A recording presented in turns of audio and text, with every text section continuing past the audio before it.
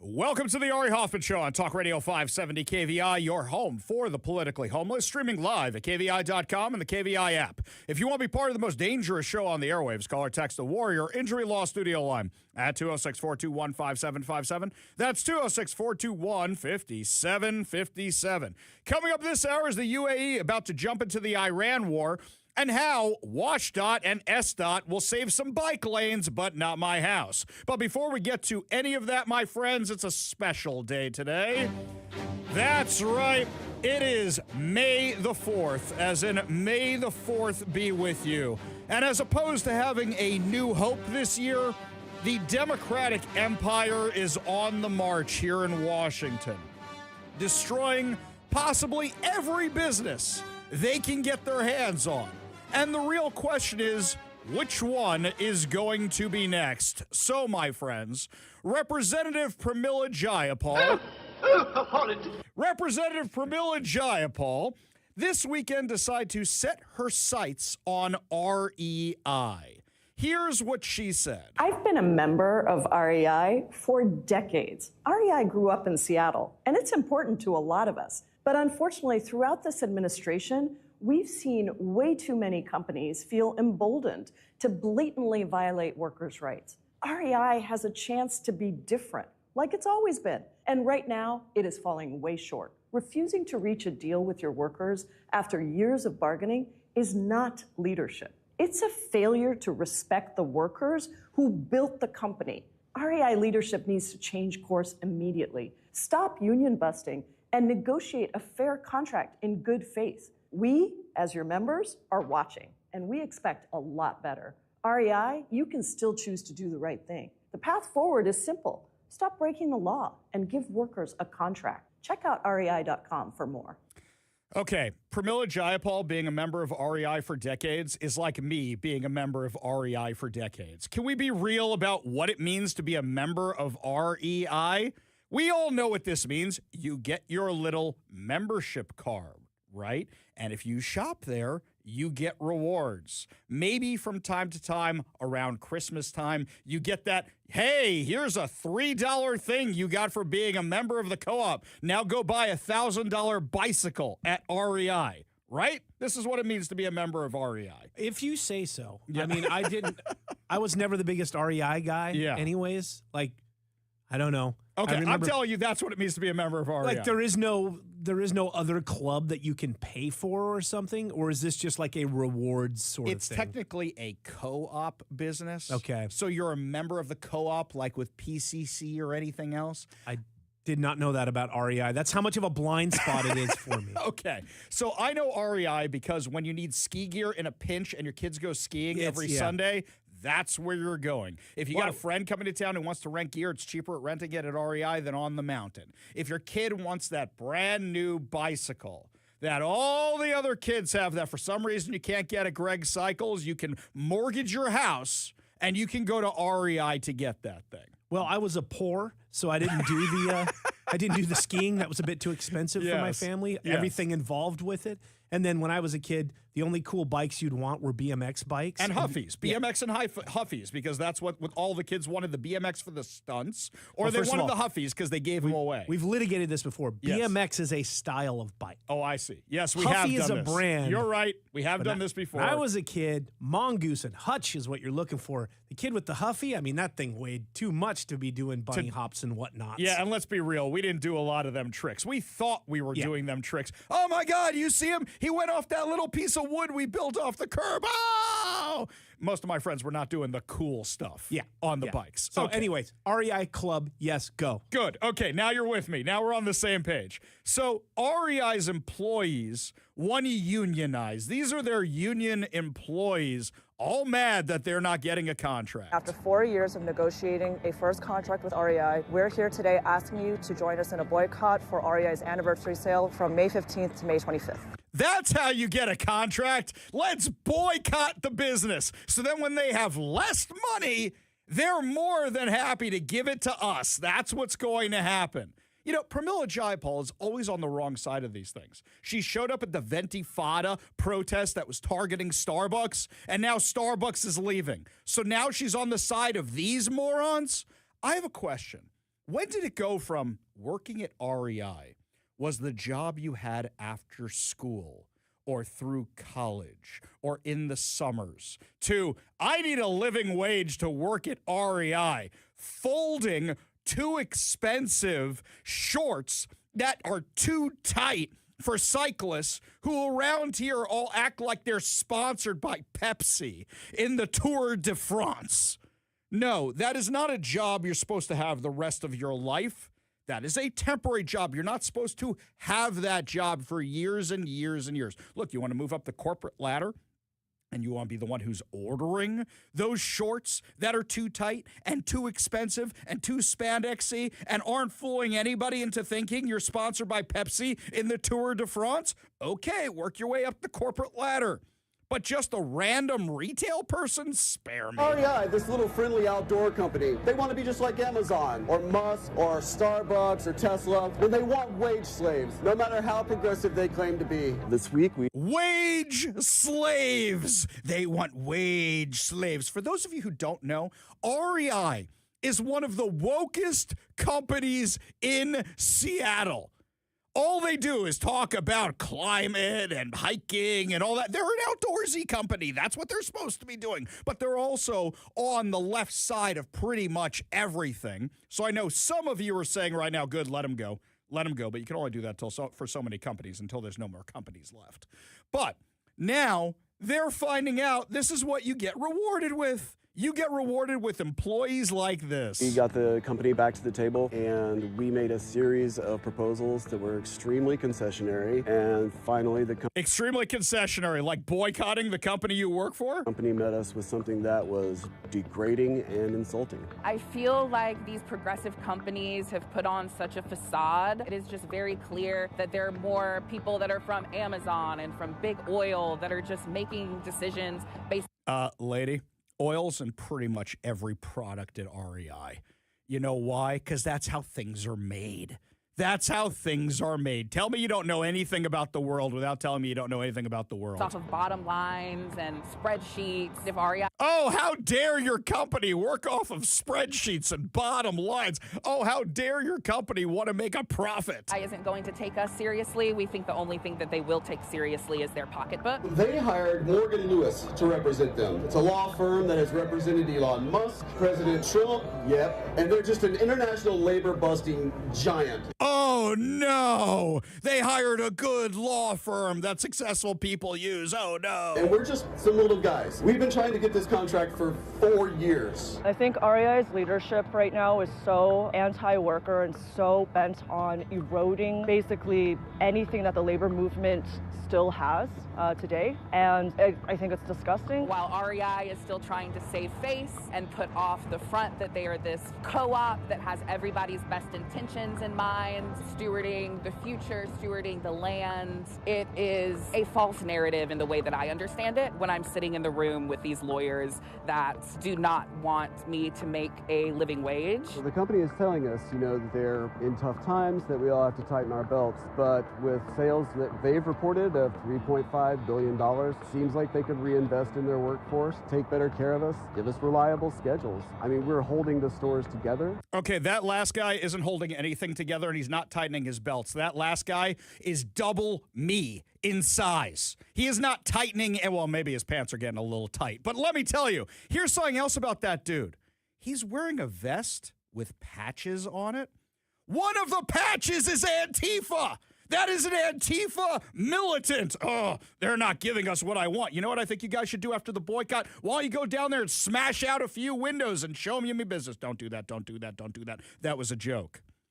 So, you think it's just a big bad company that's in all kinds of, that's just coming after you guys just about profit?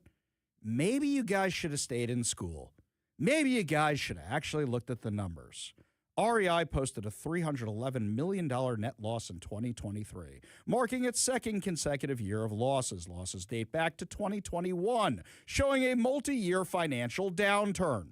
Revenue fell 2 to 6% declines depending on year due to a weaker outdoor retail market Oh, you mean nobody wants to go to places like Portland and Seattle anymore to go shop at REI? And external factors like consumer demand shifts. Oh, you mean nobody wants to pay $1,000 for a bicycle anymore and can get them cheaper online? What are some of the key drivers of the losses? Higher than average wages for employees, continuing to pay member dividends and rewards despite the losses, investments in operational missteps like commercial overhaul. So now they're cutting costs and restructuring to try to stay afloat. Let's hit them with a boycott. Let's do that. No matter how woke you are, you're never woke enough for the far left. And now they are going to boycott this company. If I was REI, I'd say goodbye to Seattle. I'd say no more of this place. Now you've got a sitting member of Congress targeting the business. You now have her doing that, and the last business she targeted moved to Nashville. This is what they want. They just want to chase out every single company. We're doomed. That's what they want to do today on Revenge of the 5th. Oh, wait, that's tomorrow. Today's actual Star Wars Day. May the 4th be with you, which is not the day where Star Wars actually came out. This is the most anti-business environment you could possibly have, where Democrats target companies, where they pay the tax revenue that funds their stupid social programs, and as opposed to saying thank you, it's how can we get more of that money? How can we steal more of that money? How can we have more people break into your business? How can we have more people steal from your business? Hey, wait a minute. You think all those homeless people got those brand new tents by buying them? Do you know what a tent costs at REI? I ain't buying no tents at REI. I don't think they're buying them at REI, if you catch my drift. I love this, too, in that piece of audio, the people that were like, I thought it was a company that was progressive, blah, this, that, and the other thing. It's like, quietly, people are just going and buying tents and things like that for as cheap as they can find it. It's the best quality for the cheapest. Yes. I haven't been in REI and I don't know how long. Yeah. But all I remember every time I was in there was how expensive everything was. And there was probably a time where people would pay a premium knowing that they're supporting something progressive or whatever. Yes. But once those people start supporting it or enough of them aren't out there, inevitably something like this is going to start to happen. Right. Also, like they still have to make a profit. Right. And it's a down economy. So the person goes, you know what, little Timmy, we would have bought you the electric bike with the motor and with the everything. You're going to get a regular, old school bicycle. And we're going to go buy that for you because your old bike isn't working out so well. You got a little bit bigger. We're not dropping the $1,000 on that bicycle. Well, Toys R Us ain't around anymore. Where's Amazon? This is the size we're buying it from, and it's going to be $300, and you're going to be happy with it. And guess what? We might have to put it together ourselves. Might have to do that. Yesterday, I was shopping for mulch. Okay? I don't have a truck anymore. I sold my truck. So I didn't want to haul it myself. So I go, all right, Amazon, let's see how much it costs for the mulch on Amazon. I go to Amazon. It was a fortune. A fortune. So I go, I wonder if there's another option. Lowe's, haven't been there in a while. I go on their website, half the price. It was half the price, and they delivered it, and it was there this morning. So, boom, done. That is what the average consumer does these days. You don't need to get the spandex shorts that are too tight for you, out of shape, older, middle-aged individual. You are not sponsored by Pepsi in the Tour de France. You can get regular mesh shorts at Costco for a fraction of the price than you can get them from REI. But now, when this company is down, you've got Pramila Jayapal coming along and going, let's just curb stomp them a little bit. And now their employees are going to say, you know what? Let's boycott this company. Because the truth is, they want to own the company. They want to run the company, and they want the profits from the company. Sounds like socialism to me. Sounds like capitalism to me. Not capitalism. Sounds like communism to me, where they just seize the means of production. That sounds like what they want to do. That's exactly what this is, and you're going to chase away another company. That's what you're going to do. You're going to chase more people out of here. Working at REI is not supposed to be a living wage. It is supposed to be a job you do after school. It's supposed to be a job you do in the summers. You're not supposed to be 30, 40 years old and still folding those really expensive shorts at REI. That's not what you're supposed to be doing with your lives. And yet REI this whole time has been paying higher than minimum wage with other benefits and other upsides, just like Starbucks. But you can never be progressive enough for the far left. So now they're targeting REI. Do you think REI is going to stick around, or you think REI is just going to lay off and lay off and lay off until they disappear? Because I've noticed some of them stores ain't around the way they used to be. What do you think is going to happen with REI, and are you happy about it, or are you sad about it? You give us a call or a text at 206-421-5757. That's 206-421-5757. See, this one here, Robin Lakewood is saying, hey, commies, move to China. That's what he's saying about REI. Guys, we say that about every lefty business here. Guess what? There's not going to be any left. There's not going to be any left.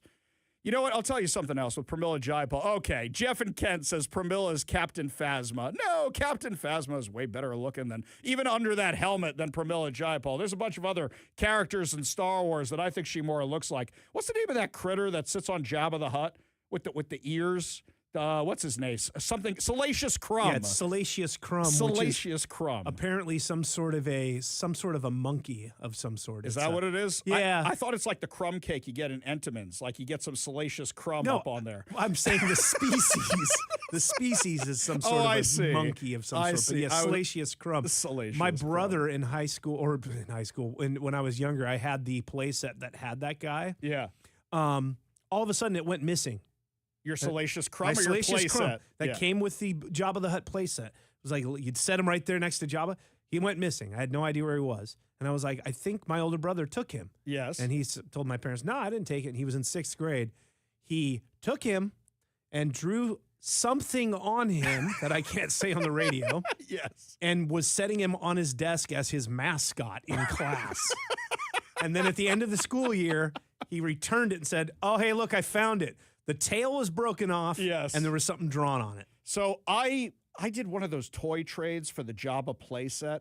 So I got the Jabba, I got the throne, I got the Salacious Crumb, but that thing where he eats the frogs out of was all missing parts, and there was a lot of missing parts from that playset when I got that guy. That part always fell apart, and then you couldn't find it, and then it would break up to a point where you're like, "What is this? I don't even know what this is." And it gets thrown away. Yeah, it just ended up that way. I don't know. It's probably in some closet or garage somewhere in my house.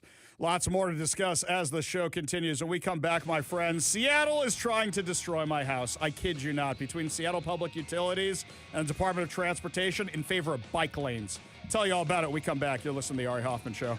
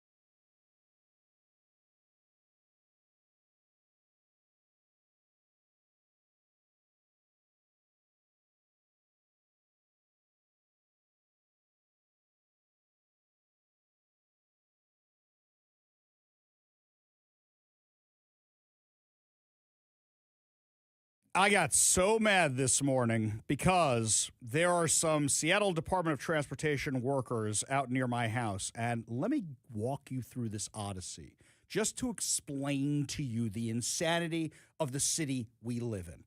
All right. I live on a steep slope. I have a beautiful view of Lake Washington and Mount Rainier. It's great. I got it really cheap years ago. Thank God my in-laws helped me buy it in the first place. It has now gone skyrocketing in value because that's what happens around here. I've added to it over time. But below me has always been the steep slope that I worry about. And I've always done whatever I could to maintain the thing. Well, my next door neighbor has been doing work on two houses. There's one house his parents are moving into. There's one house he's moving into. And that's fine. It's lovely. It's fantastic. But during this work, what happened is an underground stream popped up on my property from all the stuff, all the groundwork being done. It happens. Okay.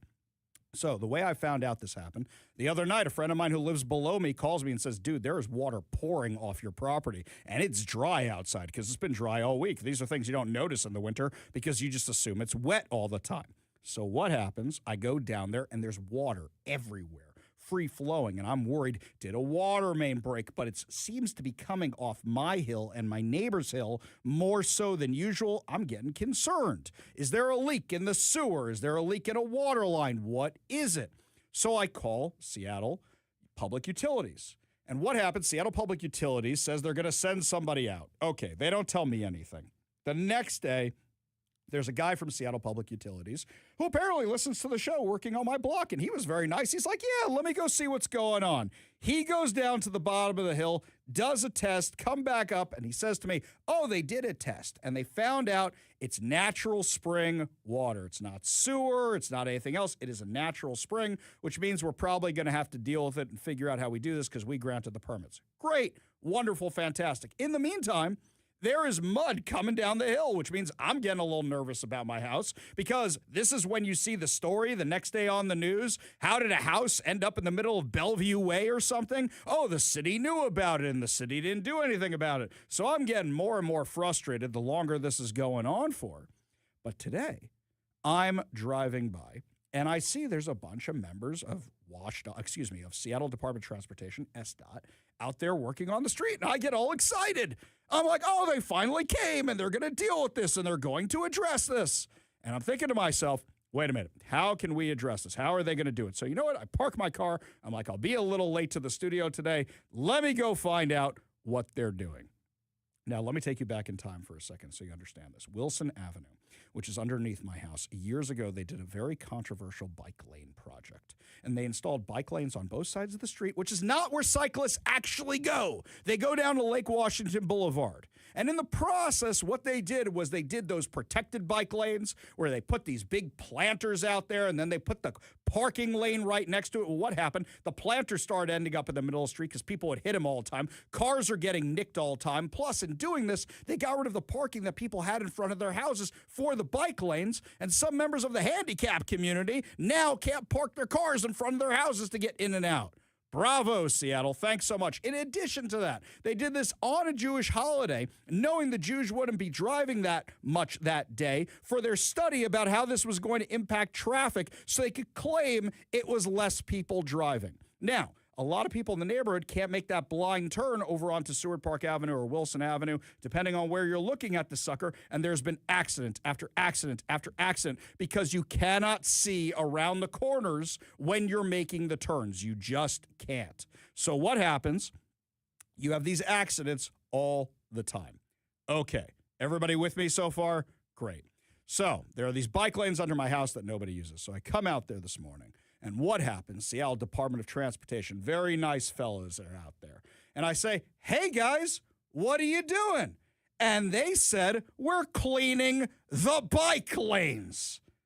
And I said, what do you mean you're cleaning the bike lanes? And they go, well, there's all this water and all this mud and all that, and we got to clean up the bike lanes. I said, you're kidding me, right? Why aren't they addressing the mud? Why aren't they addressing the water? Why aren't they addressing anything else? And he says, well, this is kind of how it goes. Normally, we'll report there's a problem, and they just keep letting it run till the street collapses, and then they have to come fix the street and the bike lanes. So they were out there cleaning the bike lanes, which nobody uses today, rather than dealing with the massive hill of mud that might end up in the middle of Wilson Avenue. If that is not Seattle Department of Transportation, Seattle Public Utilities, and everything summed up in a nutshell, I don't know what is. We go to the Warrior Injury Law Studio line. Take call from Ted in Gig Harbor. Ted, what's going on, man? Well, about the REI thing, those people don't want to. They don't want to own the company. They don't want to take the risk. They don't want to do the work. They just want the money. Yes, exactly. And they think they can run the company better than the people who run the company. But then again, given the fact that the company's not doing so well, that might not be entirely untrue. No, I think it would go under in a year. Yeah. Without any well, because question. they would redistribute the wealth. Oh, homeless people, you need tents? It's free for all homeless people. Isn't that what they would do? Oh, yeah. Yeah. Oh, yeah. Oh, yeah. And, Seattle Department of Transportation. Yeah, there's some real pros there. Yeah, I'm sorry to hear that. Exactly. So this is just par for the course. I mean, there's a street nearby which I used to drive my kids on all the time when I was driving them to school. It was under construction for years. I drove it the other day. The whole thing's covered in potholes. It's brand new. You want to explain that one to me? Oh boy. Yeah. Goodness sakes. Yeah. Is it that bad in Gig Harbor, Ted, or you guys don't have these problems? No, I don't know of any problems like that. I think Seattle is in a league of its own. Yes, probably very, very true. Appreciate the call, Ted. Yeah. Appreciate you being part of the show. You want to be part of the show, give us a call or a text at 206-421-5757. That's 206-421-5757. Dave from Sierra Nevada texted us. He said, the last time I was in REI, they did not have fishing stuff. I guess hiking and camping gear, you get that, but no killing fish. Is that what it is? Have they ever had fishing gear? I don't know. I know the bike section. I know the ski section. That's all I know at REI. You would think they'd have something like that, but it doesn't surprise me that they don't, right? Yeah. Like, they're not about hunting and fishing. They're more about camping and hiking. Right. You want that, you go to Dick's Sporting Goods. You know what they are? They're not for the get yourself dirty camping experience. They're for the prestigious camping experience where you don't pitch your own tent. Somebody pitches it for you kind of deal. Like you throw it on the whitewater rafting boat when you're going, but the dude sets up your tent where you're going.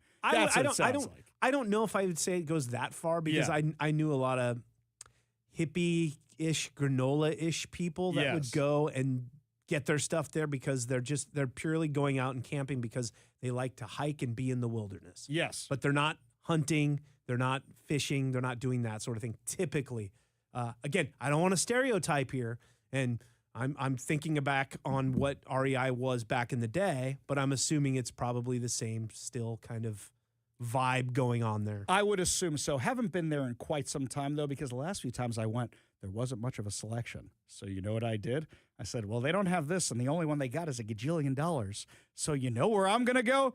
Pull out my phone. Hey, Amazon probably should have done this in the first place and wouldn't have had to drive down there. It's turned into one of those Amazon showrooms. Not even. They don't have a good selection where you go anymore. in, but if you want to tangibly, like, oh, okay, oh, yeah, this is what the weight of this. Exactly. Okay, this is pretty good. Oh, yeah, thank you. You leave and you order it wherever that's cheaper. Exactly. When we come back, my friends, Brian Haywood from Let's Go Washington is going to be joining us to weigh in on what happened at the Washington State Supreme Court today. You're listening to the Ari Hoffman Show on Talk Radio 570 KVI.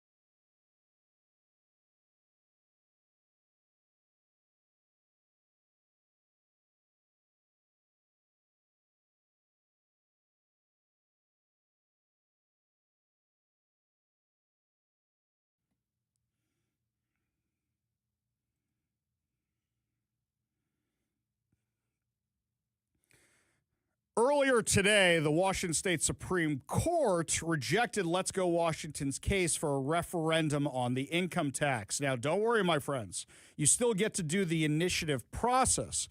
But joining us now on the Warrior Injury Law studio line to explain all this to us from Let's Go Washington, its founder, Brian Haywood. Thanks so much for being with us on such short notice today, buddy.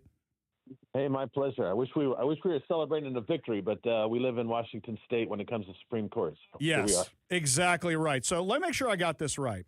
Basically, what you guys were challenging was the fact that, once again, there's a kind of emergency clause on this, even though the income tax doesn't go into effect for a couple years. And that means you can't do a referendum, which is a lot easier than an initiative process. Does that about sum it up? It does. There's some nuance, sort of nuance for nerds, I guess, in the weeds here. The Supreme Court, within the clause, like the emergency clause, actually says, here's some emergency things. And in these cases, you can't do the legislature can prevent a referendum. What we've been arguing is that the last piece of that, which is for the necessity of running the state, is included in the emergency. And the court ruled today, basically, no, it doesn't have to be an emergency. They can just decide to do that. So for any reason whatsoever, the legislature can say, we don't want to give voters a right to have a referendum on any tax that we pass. That's essentially what happened today. But there's something really important in what they said.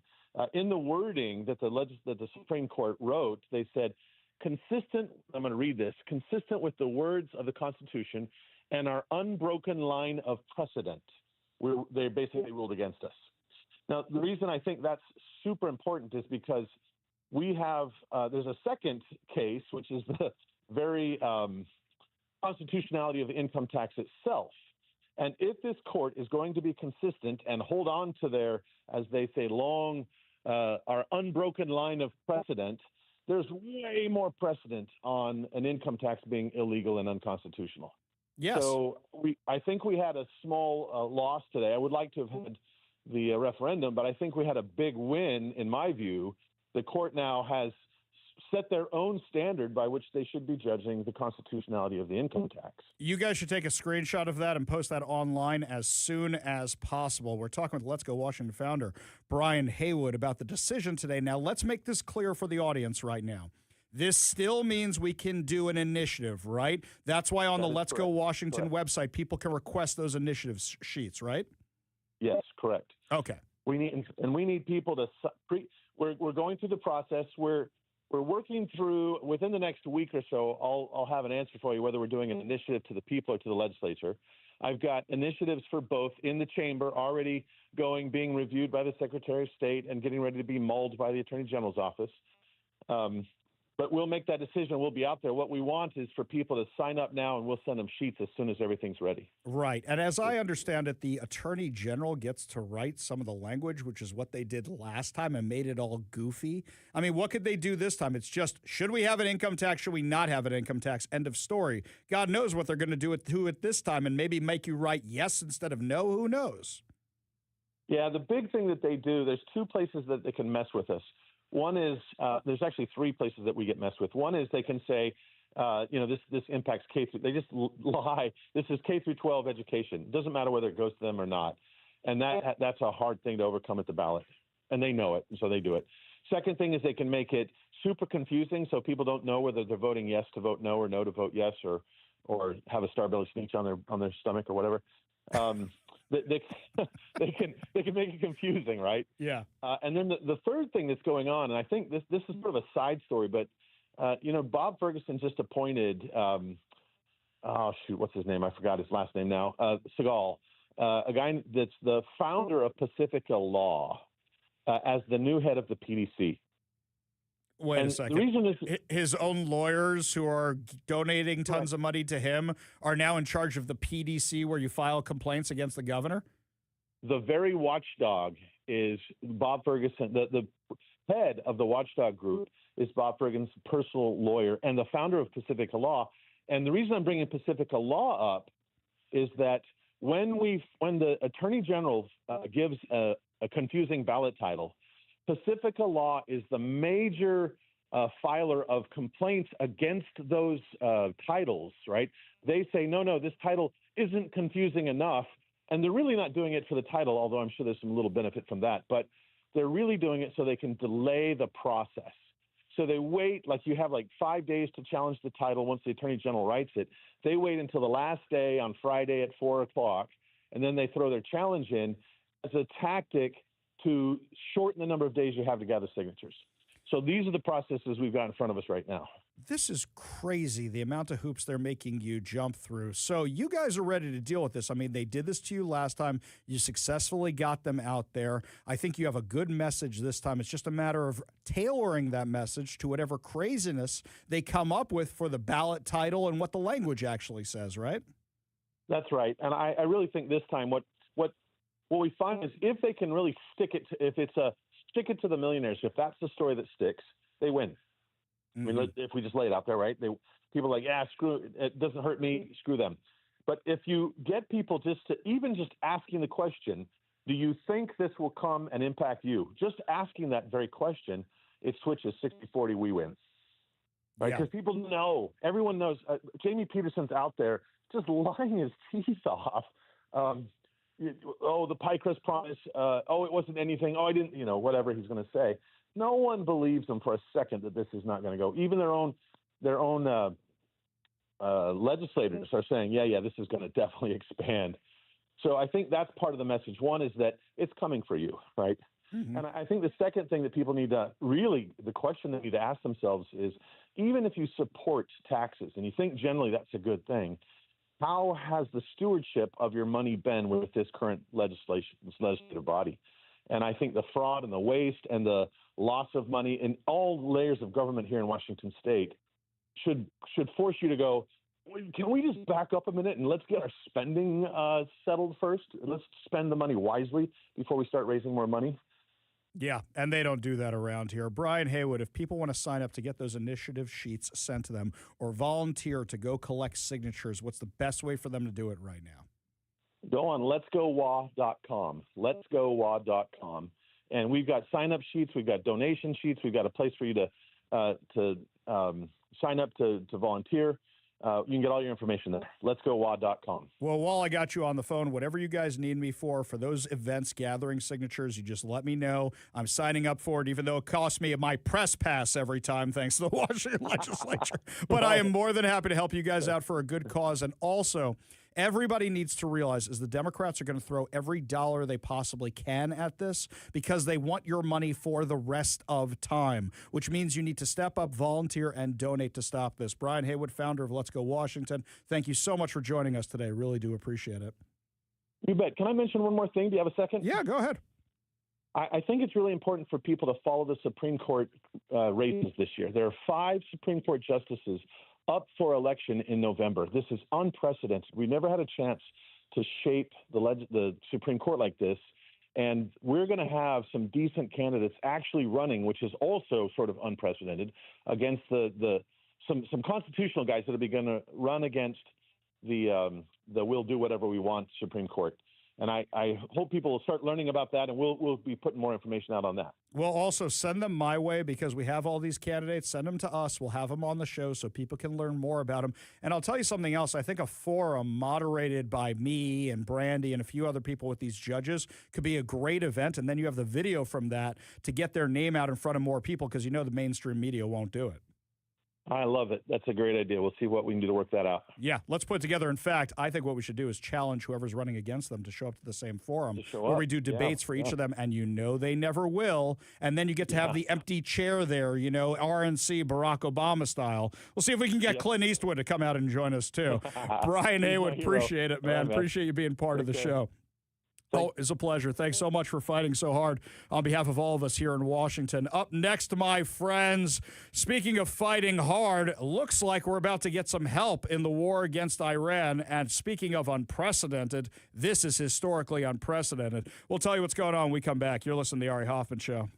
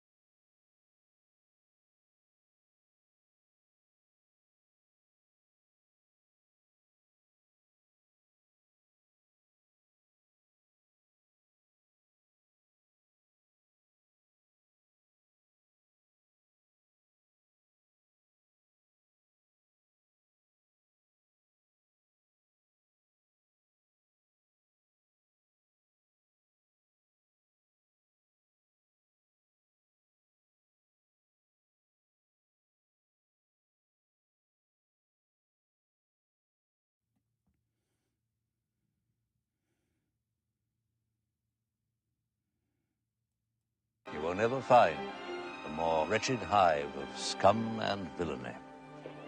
We must be cautious. I just had to do that for Star Wars Day. I just had to hit that one with the swamp today. So today, Iran decided, hey, we're not in enough trouble. Let's start attacking the United Arab Emirates.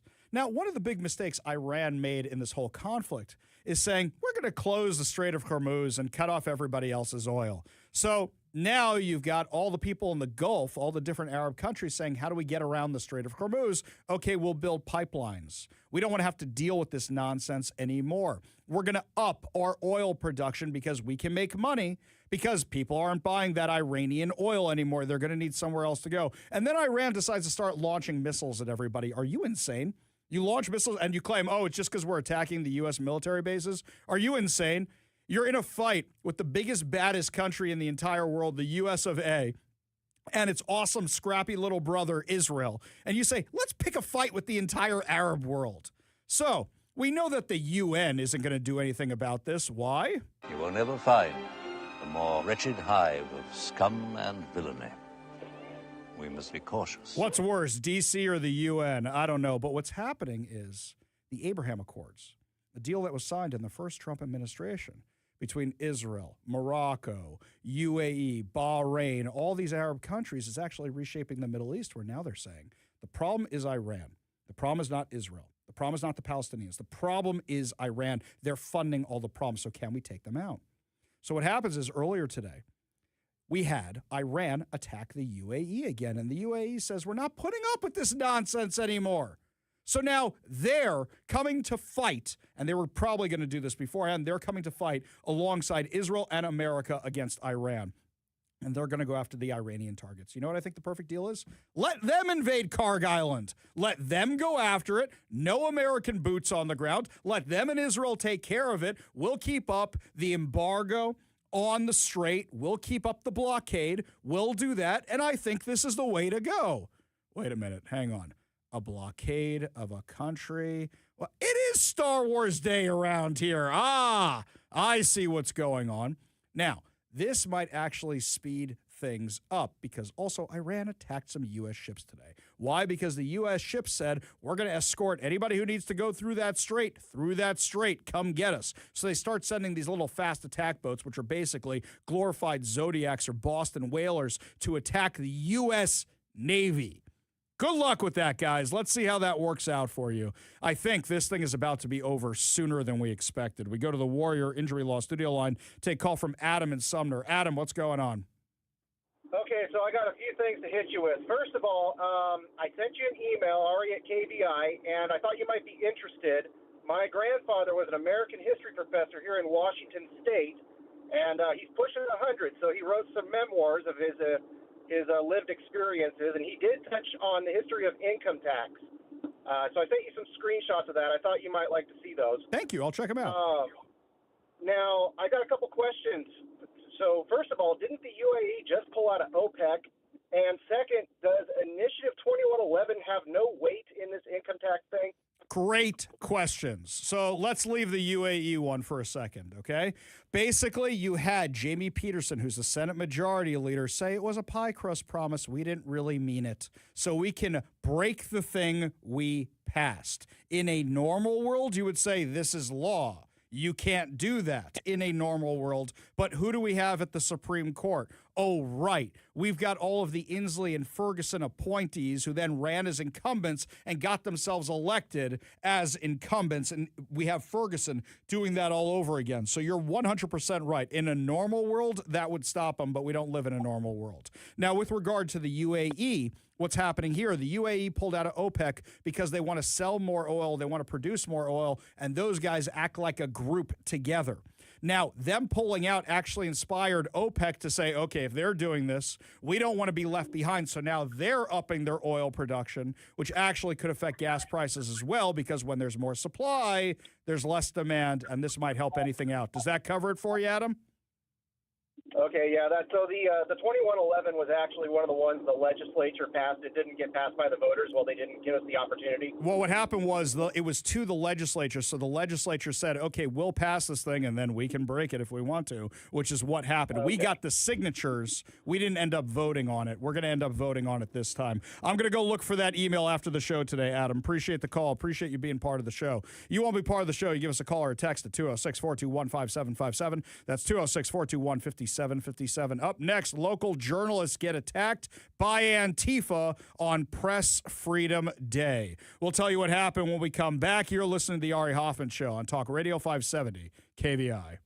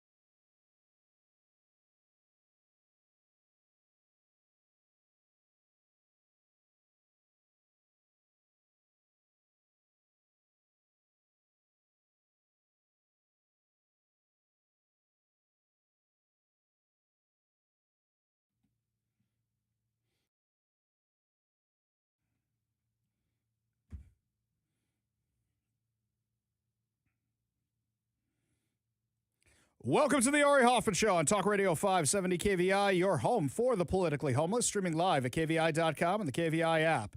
If you want to be part of the most dangerous show on the airwaves, call or text the Warrior Injury Law Studio line at 206-421-5757. That's 206-421-5757. Coming up this hour, major retailers aren't just fleeing Seattle, they're also fleeing Portland. But before we get to any of that, I want to remind you guys of our Red, White, and Win contest going on right now at KVI.com. And you can only enter at KVI.com. It's your chance to win 2 tickets to one of the following shows: Lionel Richie with Earth, Wind, and Fire, Santana and the Doobie Brothers, or Toto featuring Christopher Cross and the Romantics. These tickets are all on sale now at LiveNation.com, and this contest is only running through Tuesday. So today is your second to last chance to enter to win at KVI.com. You can only enter to win at KVI.com, and you're going to have to give us a little bit of personal information so we know who you are when you enter to win. So head on over to KVI.com. Plus, you can see new articles from me before we even talk about them on air. Representative Pramila Jayapal. Oh, isn't she wonderful? Thank you, C-3PO, for Star Wars Day. Appreciate you being here. Representative Pramila Jayapal put up a post yesterday. Today is World Press Freedom Day. The U.S. is now ranked 57th in the world for press freedom, and that is rapidly declining as Trump continues to attack journalism. Stop, full stop. Why don't you have a link to this study here? Where's the link to the study? I would love to see it. So many countries don't have freedom of speech. Would you like to tell me which 56 countries outrank us? Please tell me which one. How about Canada? Canada, which if they don't like the slant of your outlet, they don't let you be on the internet in Canada. That one? Is that the one you want to go with? In other countries, if you bash their prime minister, you can go to jail. How about the UK? How about the UK, where if you write the wrong thing on the internet, you can go to jail? You want to tell me we're still 57th in freedom of press? She says democracy needs a strong free press to survive. Okay, how about you call out local Democrats in the Washington State Legislature who denied press passes to me, Brandy Cruz, Jonathan Cho, and others? How about you do that, Pramila? How about you do that? Right, you don't really mean this. This is just an opportunity to attack President Trump. Let's be real, what's happening with journalism right now. Journalism is reformatting. Because there are so many different places you can get your news these days, you don't have to sit through garbage news. You can just go the ones that agree with you. Or you can just go the ones you like to rage hate or rage watch. You can do that.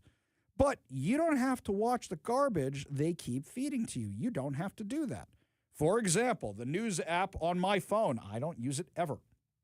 I tried programming it with all of the sources I like, Fox News, New York Post, Newsmax, Daily Wire. It still gave me all the garbage from CNN and MSNBC.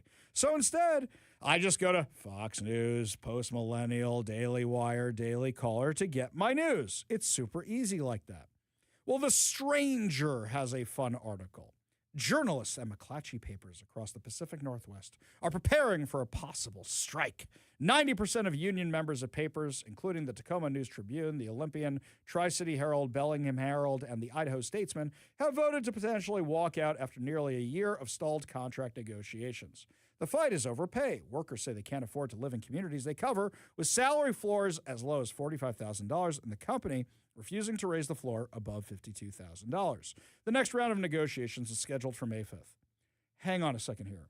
Can anybody remember the last time I used an article from the Tacoma News Tribune, the Olympian, the Tri-City Herald, or the Bellingham Herald, or the Idaho Statesman? Probably because not that good news is being done over by those guys to even hit my radar. We're never even seeing it. So maybe the problem is your circulation. Maybe the problem is your online presence. Maybe it's your content. But whatever is, it's not ranking very high for us to actually check these out because they're not that interesting. Also, which way do they slant? Which way do they slant, guys? I don't want their news. So now you're mad that you can't live in the cities you cover? Okay, let's do an argument that the Washington Correspondents Association, Capital Correspondents Association, used on me. Well, the gallery is available to you. You don't need to be there to cover the gallery is available to you. You don't need to be able to ask questions. The biggest story I covered this year was the fraud in Washington. I was in the Middle East. I was in Israel on vacation when I broke that story. I was not even in country. With the internet these days, there are things you can do. Can you ask questions if you're not near the person? Well, sometimes they let you ask them online, and sometimes they don't. So I understand the problem there. You're saying you can't live in the city you want to live in? You don't have to live in Seattle. You can live in Renton. You can live in other places nearby. You don't have to live in Seattle to cover Seattle. In fact, there's a lot of people who don't want to live in Seattle anymore. Perhaps it's the content you guys are putting out. Now, for me, what I would say is maybe some of your content is restricted because we found out last week that Turd Ferguson is restricting the flow of information. He was called out by Axios for the fact that they don't get back to press inquiries. They don't tell people when press events are happening. And in fact, Axios, Melissa Santos over there, called him out again today and said he's had more 12 flag raisings than he's had press events where you can ask whatever questions you want. She's 100% right. In addition to that, Turd Ferguson is restricting the flow of information to different outlets by saying that all press inquiries have to go through his office to be signed off on by him, and it's gumming up the works. He is such an egomaniac that he doesn't want anything bad being said about him, and now in the process, he's turning his own press against him. But for all these people who say democracy dies in darkness and we need a free press, I didn't hear any of them call out what happened to me, Brandy Cruz, and Jonathan Cho. Not one of them. I didn't hear any of them call out what happened to Katie Davenport this weekend. Did you see this? Katie's been covering the riots outside the ICE facility down in Portland. The Department of Justice has confirmed that launched an investigation after the post-millennial reporter Katie Davenport was assaulted by an Antifa mob while covering an anti-ICE May Day riot in Portland. Hopefully we're going to have Katie on the show tomorrow. I didn't cut the video because there's a lot of Kevin would just have to bleep the whole thing. Every other word is Antifa going bleep this and bleep that. They're throwing rocks at her. They're mobbing her. They're attacking her. And it basically seemed like the Portland police didn't want to deal with it at all. So she says in the video, it's impossible for me to do my job down at the Portland ICE facility, even with security. I was violently mobbed out by Antifa, and a suspect in black bloc threw a rock at my face. I have zero desire to discuss this further, but everyone is tired of it and wondering why a crackdown on Antifa, a terrorist organization, has not yet occurred. By the way, she's 100% right.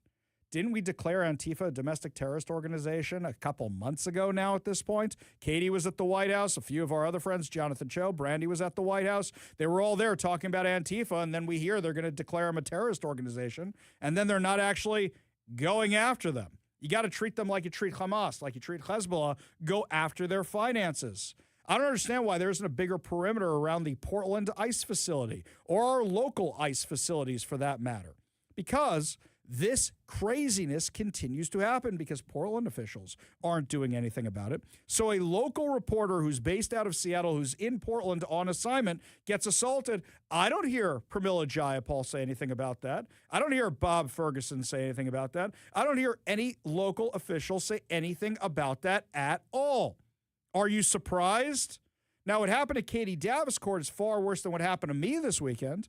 But this weekend, this group that I'm not even going to say their name on air, but these absolute lefty Antifa type losers sent me a death threat. I get this death threat. Here's what the email said over the weekend that I got.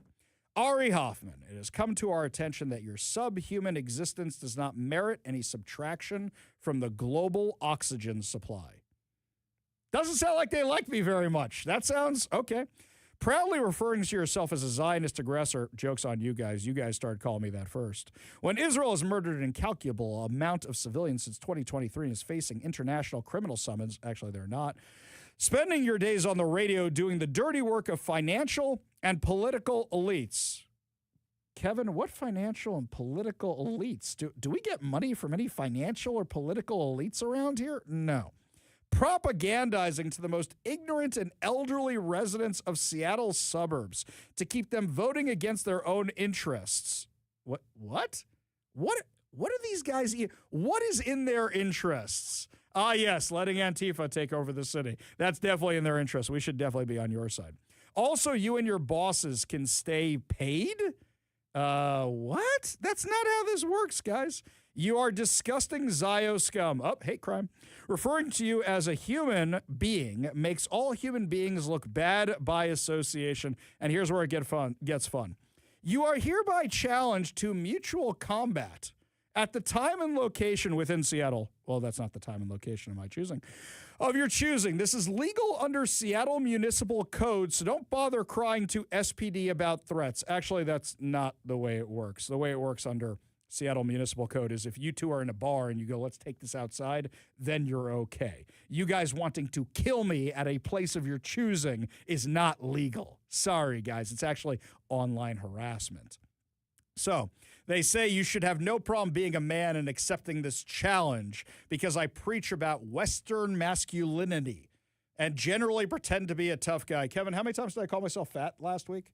How many times did I do that? I don't. Well, let's not forget how many times you talk about how bald you are. Exactly. So what are we talking about? But I wonder if this is like Game of Thrones. I don't know if you watched it, but they would have trial by combat. Is that what this is? No, I'm just. But it's very similar.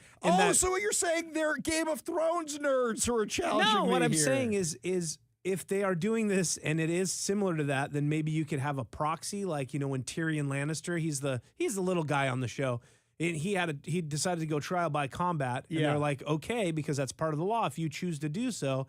But he's like, well, I look at me, I can't fight. Does anyone here want to fight? A Lannister pays his debts, and a sellsword comes forward, and he goes, I will fight for you, sir. Oh, so maybe you could get like a proxy, yeah. Achilles from that Troy movie. Brad Pitt comes on out and just stabs the guy right through the shoulder, and that's how we do this.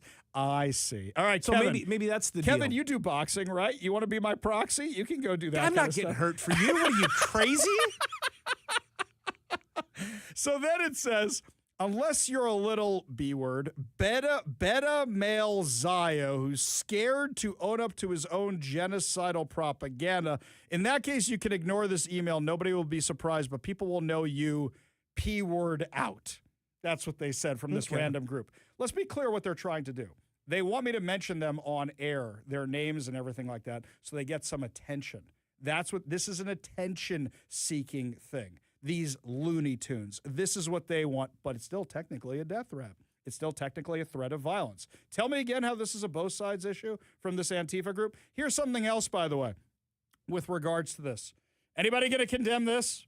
What is this, number 30 death threat I've gotten? Anybody going to condemn it? Any political person? Anybody on the left saying we don't put up with this? I posted it on social media. Anybody going to say anything about it? No, of course not.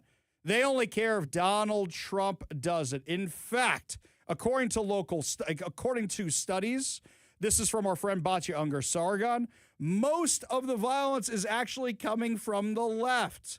All these reports that the Wall Street Journal and The Economist are citing leave out a few things. For example, they leave out all the George Floyd riots, leave out all of it. Do you think that maybe a whole bunch of these news outlets people don't want to follow anymore because CNN, for example, said it's fiery but mostly peaceful? Well, you have an entire city on fire behind the reporter who's reporting on the thing in Minneapolis, right?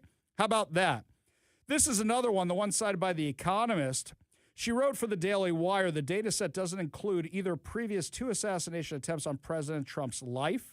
It doesn't include the names of would-be assassins, nor the assassination of Charlie Kirk, which might explain why they think that, maybe it's all on the right, because they leave out everything from the left. Also, they left out all the Hamasniks and all the hate crimes. They leave out all that, and they classify it as right-wing violence when really it's coming from the left. It's not the Pramila Jayapal wants the free press. She wants the press that gives her more press. Notice, I never see her on Fox. I always see her over on MS Now, M. Snow. Speaking of, what's that guy's name? Jonathan Snow, something Snow from Game of Thrones? There's a guy named Snow. I know. He wakes up and says winter is coming or whatever. I saw the trailer. I didn't even watch the show. Jonathan Snow, is that what it is? Yeah, I think it's Jon Snow. Jon Snow. Yeah. Jon Snow. That's what it is. Yes, I clearly. Yeah, I never love I'm watched the bringing show. up Game of Thrones and you're bringing up that Troy movie from back. I mean, come on. That's the only one I know where they had a proxy. Is there anything else where they had a proxy in it? I No, saw I'm that. just saying, I I didn't mean- say it was good. I just said I Okay, saw all right. it. It's not good. It's pretty terrible, as a matter of fact. It could have been good. It wasn't good. That was not the face that launched 1,000 ships. We go to the Warrior Injury Law Studio line. Take a call from Alma and Kenmore. Alma, what's up?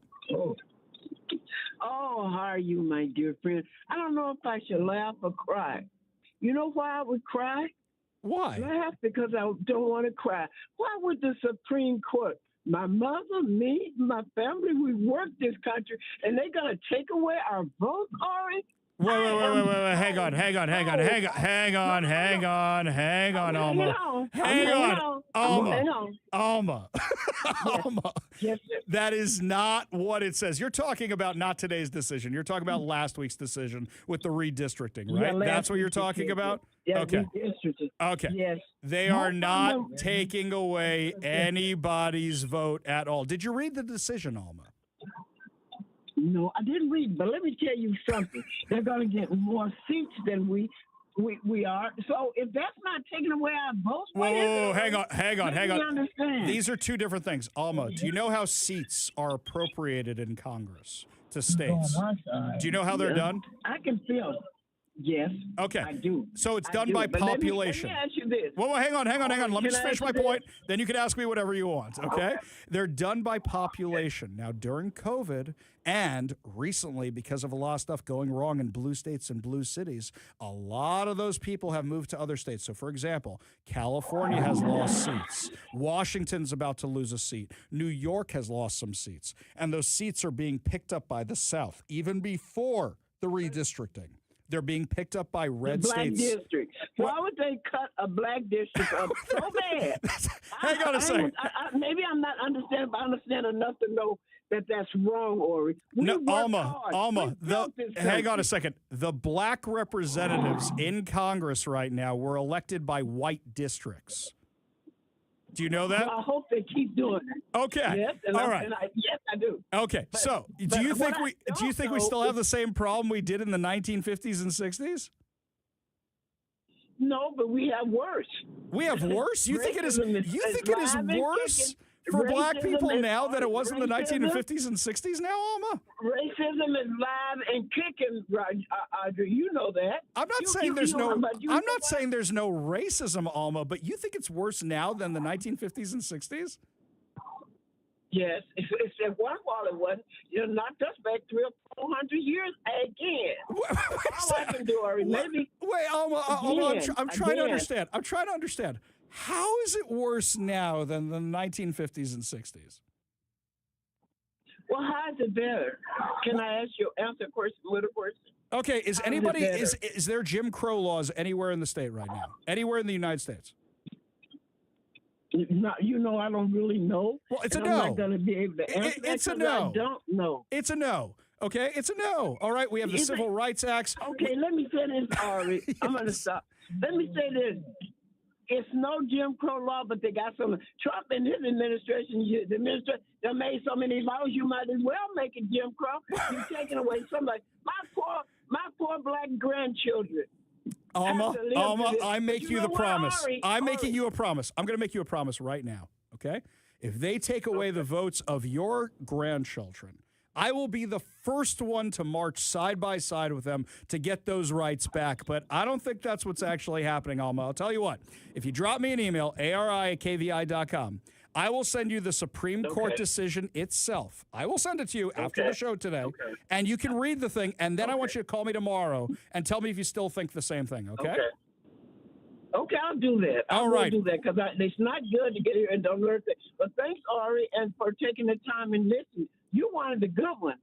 Good Republican. I appreciate that. Thank you, Alma. God bless you and the gentleman who's always next to you. God bless you both. Appreciate the call. Appreciate you being part of the show. You want to be part of the show, give us a call or a text at 206-421-5757. That's 206-421-5757. Up next, the exodus isn't just happening with Seattle retailers. It's happening in Portland, and they might have it worse than we do. We'll tell you what's going on when we come back. You're listening to the Ari Hoffman Show on Talk Radio 570 KVI.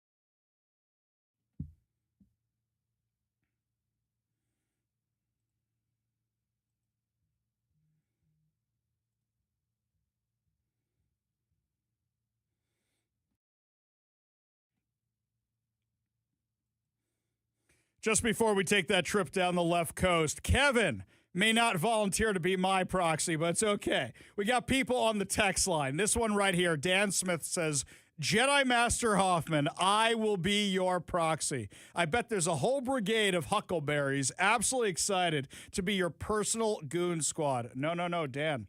We don't need that now. You actually reminded me of something, though I appreciate the offer. Since I identify as a Jedi Master, they have to respect my pronouns. So when we show up for this Rumble, all I have to do is do a force choke on them, and they have to pass out. They have to. You will respect my authority, right?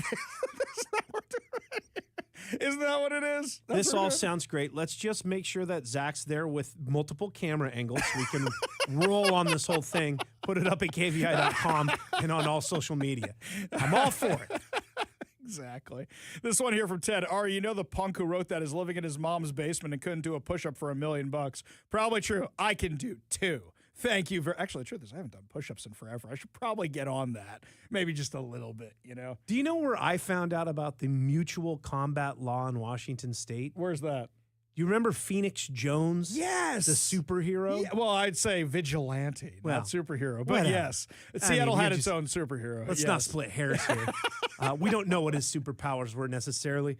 But not doing great now, my understanding. But either way, that one of the videos he said, I challenge you to mutual combat to somebody outside in the street, and there were police right there, and he cited the law, and the police officer, it was in the U district, and we're like, you guys agree? They let him go. And they just let him go, and that was that. Wow. Okay, who won?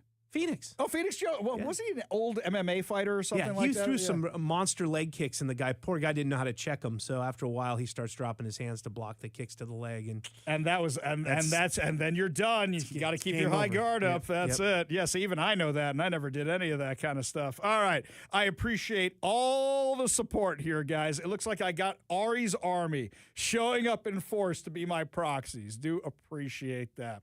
It's not like we're going to Portland though. So.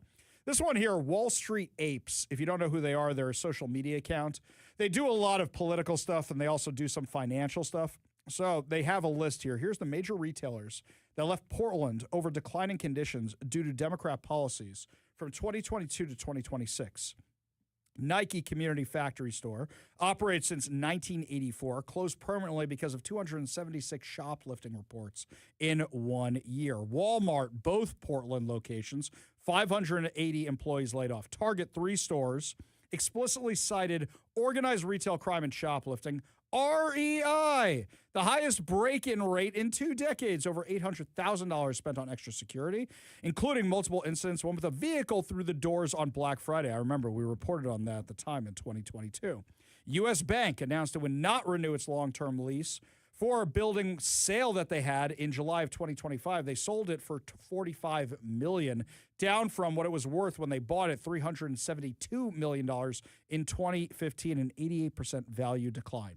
Wells Fargo announced they're leaving Portland. Starbucks closed at least 5 to 6 Portland locations in September of 2025 alone. Nordstrom Rack, CVS Pharmacy, both of them cited shoplifting as a factor. Pioneer Place Mall once had roughly 100 stores. Now it's down to 20, described as a dead mall. Lloyd Center Mall confirmed for full demolition, now 90% vacant. PacWest Center sold October 2025 for $55.7 million, down from what it was worth of $170 million in 2016, a 67% drop. Montgomery Park sold August 2024 for $33 million, down from $255 million in 2019. That's an 87% drop. You want to know how bad things are in Portland? A man believed to be a former employee drove his car through the window of the Multnomah Athletic Club, the MAC. I guess you could say we're going to need the return of the MAC here. On 3 a.m. Saturday, drove around the floor and tried to set off a number of explosive devices loaded in his vehicle. The club was closed on Saturday when he did this. The man was dead when firefighters made it to the scene. He killed himself, caused a lot of damage. They don't even know when the MAC is reopening. This guy, apparently, you can see the video on it, drove right through the turnstiles at the front door, then went on a rampage through the building, tried to set off the explosives, caused a lot of damage in doing so. Apparently was a disgruntled former employee who they knew was a problem. This guy had a lot of issues, and yet for some reason he was still out and about. Because Portland doesn't enforce the law. Portland doesn't deal with crime. Portland just lets the lunatics run the asylum. There's some crazy video of this. Antifa's in charge in Portland. Look what's happening, how none of the local authorities are helping out with the ICE facility there in Portland. Just gets attacked. They don't do anything when the local authorities don't do anything when journalists get attacked. They don't do anything when people get assaulted. Instead, what do? I'm shocked Katie Davenport didn't get arrested for being a Trump supporter by the Portland Police Department. That's how out of whack they are down there. Insane. Absolutely insane. When we come back, my friends, new fraud is exposed. You won't believe this scam. You mean I could have gotten paid billions of dollars to hang out with my own family? I didn't know about this loophole. We'll tell you all about it when we come back. You're listening to the Ari Hoffman Show on Talk Radio 570 KVI.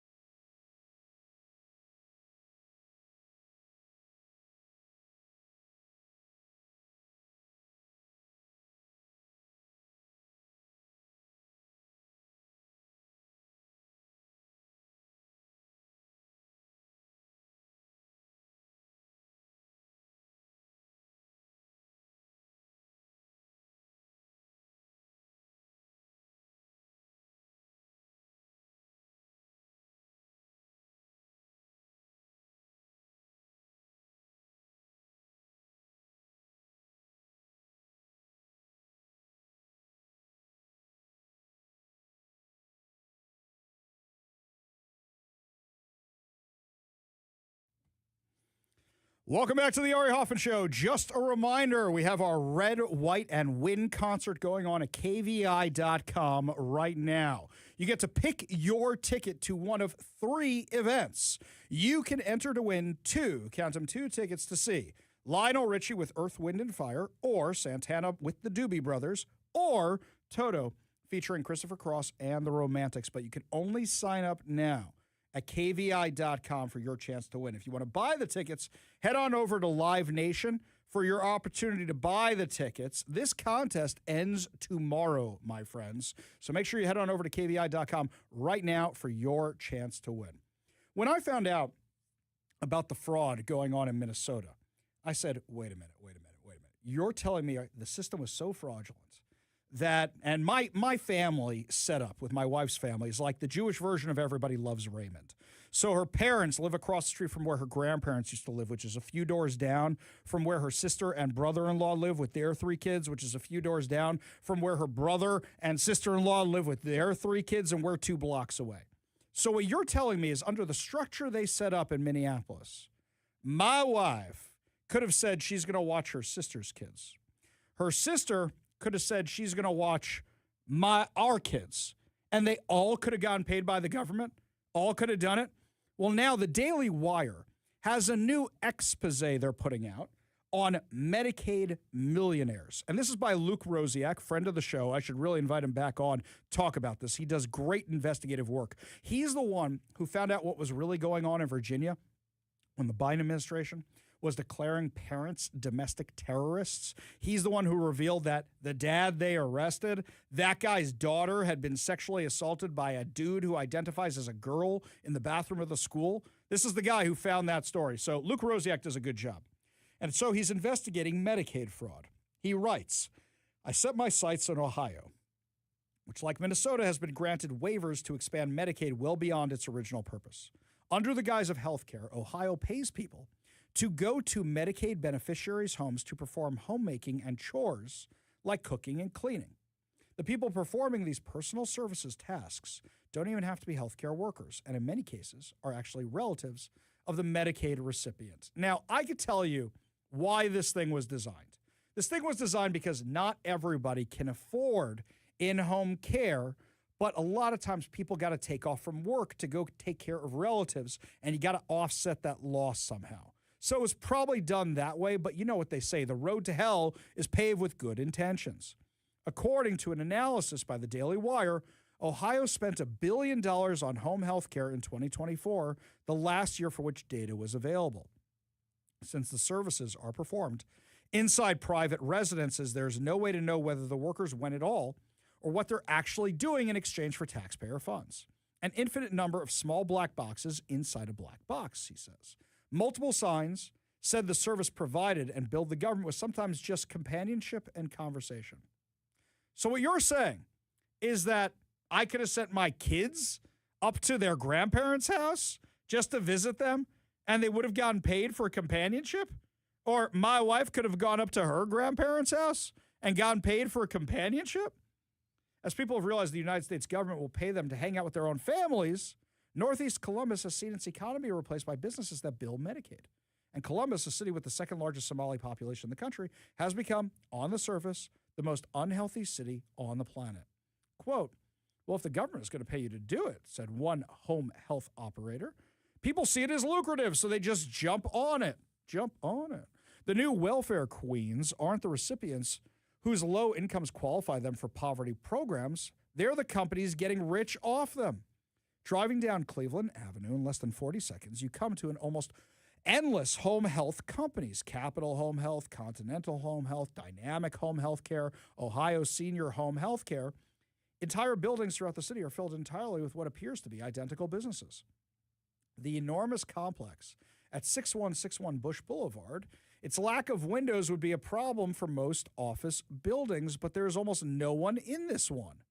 What is inside is 94 different companies signed up to bill Medicaid, each with a tiny office, often marked with a sheet of paper proclaiming some generic company name ending in Home Health LLC, and sometimes another piece of paper claiming the employees had just stepped out for a break.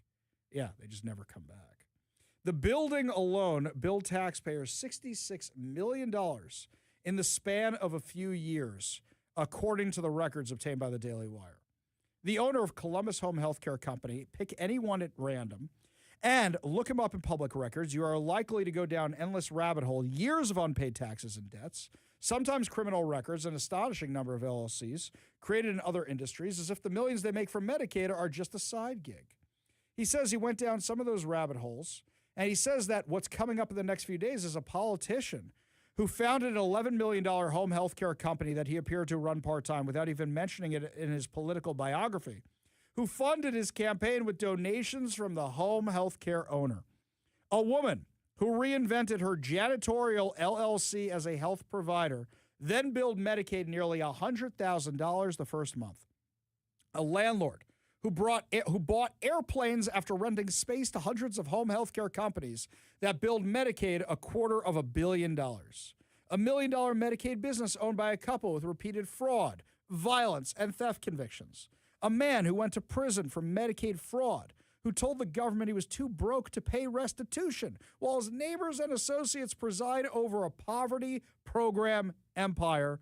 An accountant who lost his license for stealing public funds, then opened a $7 million home health company using the address of a convicted money launderer's teenage son. This is where your Medicaid funds are going. It's not just bad enough they're being stolen, but what do the Democrats claim all the time? We need more taxes for Medicaid. We need to tax you more for Medicaid. No, it looks like people have been defrauding this system for years, and you've been paying for it. And then when you actually need it, sorry, we had to cut rates again. Sorry, we had to cut rates again, because they're busy paying for things like this. I can't wait to see the next exposés from Luke Rosiak. He does a phenomenal, phenomenal job. And I think I'll reach out to him tonight to see if we can get him on the show this week for more on this, because I think he did a phenomenal, phenomenal job. Let me ask you this, my friends. You know where the number 3 Somali community is in the U.S.? So it goes, Minneapolis is number 1, Ohio is number 2. Guess who's number 3? Right here in Seattle, Washington, in our area. How much do you think we're going to find over there? Yeah, you know the answer to that question as well as I do. Up next, my friends, Tucker Carlson completely lies to the New York Times, and the New York Times calls him out on it. When you're getting owned by the New York Times, how far have you fallen? We'll have that insane audio for you when we come back. You're listening to The Ari Hoffman Show on Talk Radio 570 KVI.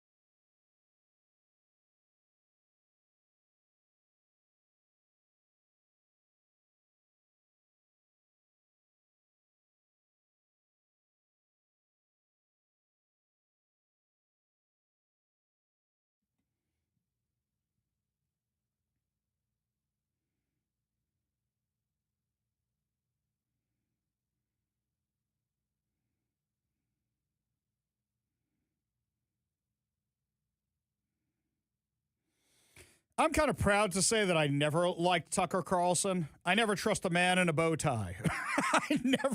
I never liked that dude ever.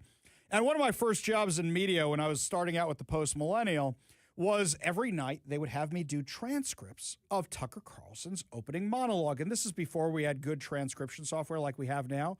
It was such a pain in the you-know-what. Having to type all that out, it was awful. It was terrible. It was just plain terrible. I never liked Tucker Carlson. And I remember with his monologues, I'm always thinking to myself, this guy's crazy. It's one thing to be a right-winger. It's one thing to be a conservative. It's one thing to be a Republican, because I consider myself many of those things. But he would say things that were just flat out untrue and things that are just wrong. Look, I've liked many people in the conservative movement who I listened to before I got the job in media, but I never liked Tucker Carlson. Never, ever liked him. Well, now he's saying he doesn't like Trump. Now he's saying he's against this and against that. Well, he does this sit down with the New York Times. The New York Times did the interview with Tucker Carlson that Tucker Carlson should have done with Nick Fuentes. The New York Times, and give this reporter, whatever her name is, kudos, because she said, you said this. And then when he said, no, I didn't, right? Whenever he does that, she called him on it. So this was one of those moments right here. Give a listen. What I was saying, which is you cannot mock other people's gods and put yourself in their place, period. That is a deal killer for me. That's worse than the war with Iran, in my opinion. Yeah. But I ask because, you've been talking on your show about whether Trump is the Antichrist. I have not said that. On your show, the day after Easter, you noted he did not put his hand on the Bible during his swearing-in ceremony as president. You said, and I'm quoting, maybe he didn't put his hand on the Bible because he affirmatively rejects what's inside that book. And then on a recent show, you went further saying, here's a leader who's mocking the gods of his ancestors, mocking the God of gods, and exalting himself above them. Could this be the Antichrist? I actually did not say, could this be the Antichrist? Here's a leader who's mocking the gods of his ancestors, mocking the God of gods, and exalting himself above them. Could this be the Antichrist? Well, who knows? I don't know where that comes from, but I know that those words never left my lips because I'm not sure I fully understand what the Antichrist is. If there's just one, I actually tried to understand it. I may have said some are asking that. I'm not weighing in on that because I don't understand it. And just to be totally No, in clear. Revelations, obviously. So hang on. You're a flat out liar. You're a flat out liar. She plays the clip for you. She quotes your words to you. You know what you could have said? Here's what I say. People ask me, did you really say that? And we have this from time to time. And I go, I talk for 3 hours a day, every single day. Don't remember everything I said. And I've said some fun stuff before. Like last week, I made a mistake, right? With the Wizards of Waverly Place or the Wizards of the Coast. Wizards of the Coast. Wizards of the Coast. That's what it was, where I thought it was the stores, but the stores aren't there anymore. We were just talking about the software guys. Make mistakes. And you know what's really easy to say? I speak for X amount of hours a day. If you have that clip right there, I must have said it. But even when confronted with the clip, he's still sticking to those words never left my lips. What, you think by saying it fancy, we believe you all of a sudden? Give me a break. You're just a liar, man. Just a liar. The best is when listeners come up to us at, say, like one of the, I don't know, a fair or whatever, and they're like, hey, you know that one time that you guys were talking about this one thing? It's like, it's been 5 years. Right. Maybe, sure. You know what's funny? Our old boss, Rick, we came up with a system. Kevin knows this. I've got my spreadsheets, which have all my stuff on them. You know, I have every single one going back to my first show, just in case somebody was going to pull something up. I'm like, you got the date? Let's go to the 3 o'clock hour. Let's see what I actually said. How long do you think I should hold on to those for? I mean, you think it's like taxes where you can only get audited every 7 years? Or you think I have to hold on to those for the rest of my life where I just hold on? I have every single, a digital space doesn't really cost me that much for Excel files. It's easier to be a digital hoarder than a real hoarder. Exactly. Kirby was big on the papers. John was big on the papers. There's only so many places you can keep that kind of stuff. But yeah, Tucker Carlson, just take the L, dude. Just take the L. She played it for you. And here's the other thing. You know when that episode was? That was like last week. That wasn't even like a year ago or 2 years ago. That was a week ago. He said that. And it went viral because he compared Trump to the Antichrist. people said, okay, this is where we're done with Tucker Carlson. People who had supported him for a while said, all right, you went against the Orange Man? No way, we're done with you. Now, what's interesting about this is that the New York Times interview is getting held up on the left by, look, Tucker Carlson left MAGA, which anybody who's been paying attention to, this guy left this, he jumped the shark a long, long time ago. And everybody on the right is saying, yep, that's it, we're done with this guy. You know who comes out as gangbusters? Tucker Carlson, because you're still talking about him, and he's still getting the clicks. But I want to know from all of you, I want to know from you guys, are you done with Tucker, or are you still sticking with Tucker? I mean, this was just one little piece of the crazy he was saying on the show. Are you done with Tucker? You sticking with Tucker? Or did you never like Tucker like me? I'm an OG not liking Tucker. Megyn Kelly, Candace Owens is a little different. I used to kind of like some of their content sometimes, but Tucker never liked his content. Somebody actually told me at that event I went to in Vancouver last week, they said, it's so sad because we used to watch him in our house every single night. And it's really sad when somebody like that goes off the rails. Let me know what you think. 206-421-5757. Up next, my friends, Spirit Airlines is out of business. There's a couple of Democrats that might be to blame for it. We'll tell you what's going on when we come back. You're listening to the Ari Hoffman Show on Talk Radio 570 KVI.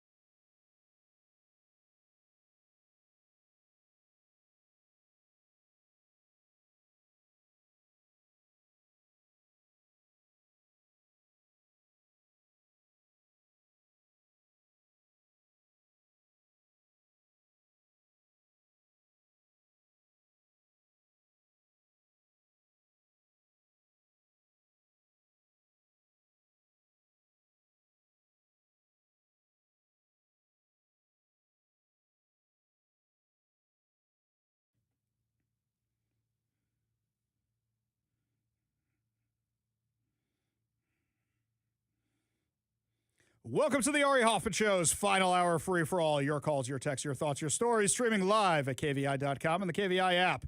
If you want to be part of the most dangerous show on the airwaves, call or text the Warrior Injury Law Studio line at 206-421-5757. That's 206-421-5757. Coming up this hour, topless sunbathing is back at one beach in Seattle while we limit the hours at another. What the hell is going on around here? But before we get to any of that, my friends, got some breaking news for you right now. Talk Radio 570 KVI. Breaking news on the Ari Hoffman Show. I have to clarify some of the stuff about this shooting at the White House. Okay, let's start with number one. It was over half a mile away from the White House. If you know the layout of the mall in Washington, D.C., this happened over near the Washington Monument. Now, I understand, everybody, that when you say somebody had a gun near the White House, that might make people say, is this assassination attempt number 4? Are they going after Trump again? What is this? For all we know, this is some random dude with a gun because it's Washington, D.C. Now, mind you, Washington, D.C. has been cleaned up significantly. Crime is down an insane amount. But in that area, there are Secret Service agents everywhere. There are federal agents everywhere. There's a National Guard everywhere. This is the center of our democracy. And now under the Trump administration, there are people everywhere. So what do we know for sure? According to Fox News, U.S. Secret Service officers shot an armed person Monday near the White House. Okay, not really near the White House. Here's the next line. The shooting happened near 15th Street and Independence Avenue. Hang on.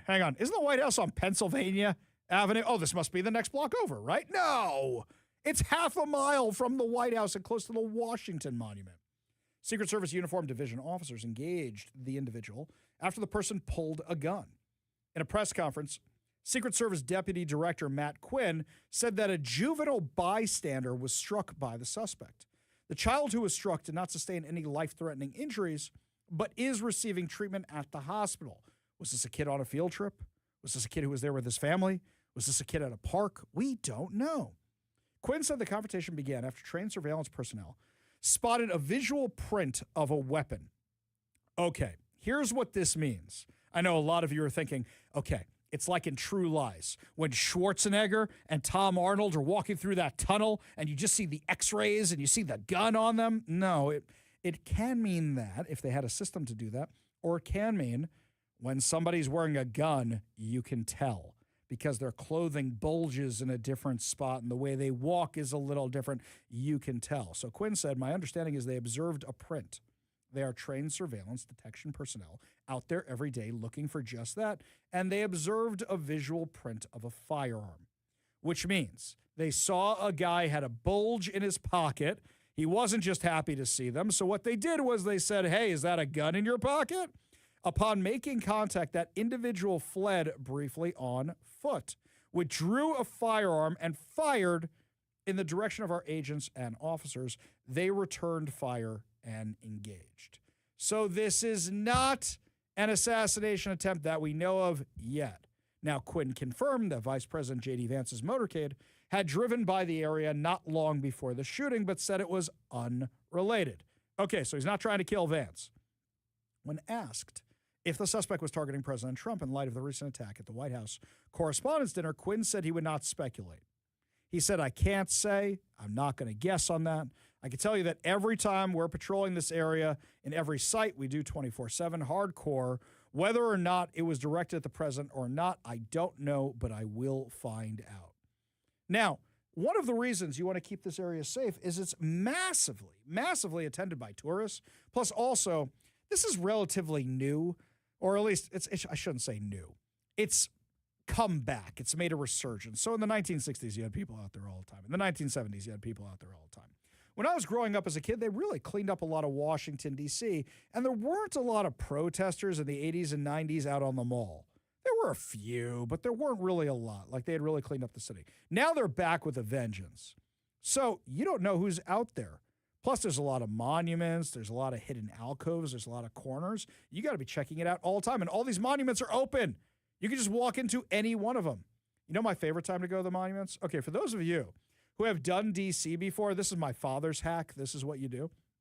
You go to the monuments at night. One, they're so much prettier at night. They're all lit up. They're gorgeous. But also, you can just walk into them. Okay, you can't see the little museum attached to them. Big deal. Now you don't have to wait in line, so you can get gorgeous pictures of Washington, D.C. if you have the right camera at night. I love going at night.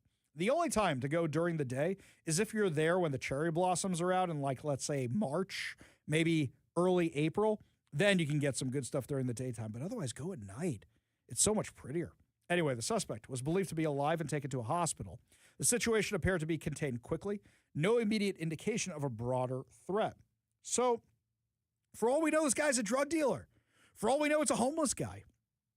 We don't know yet, but when you say it's near the White House, now all of a sudden, people are more interested in what's going on, especially with the news. So, for now, my friends, we don't know if this was an assassination attempt. It doesn't appear that it was an assassination attempt, but the more we find out about this, the more we'll know.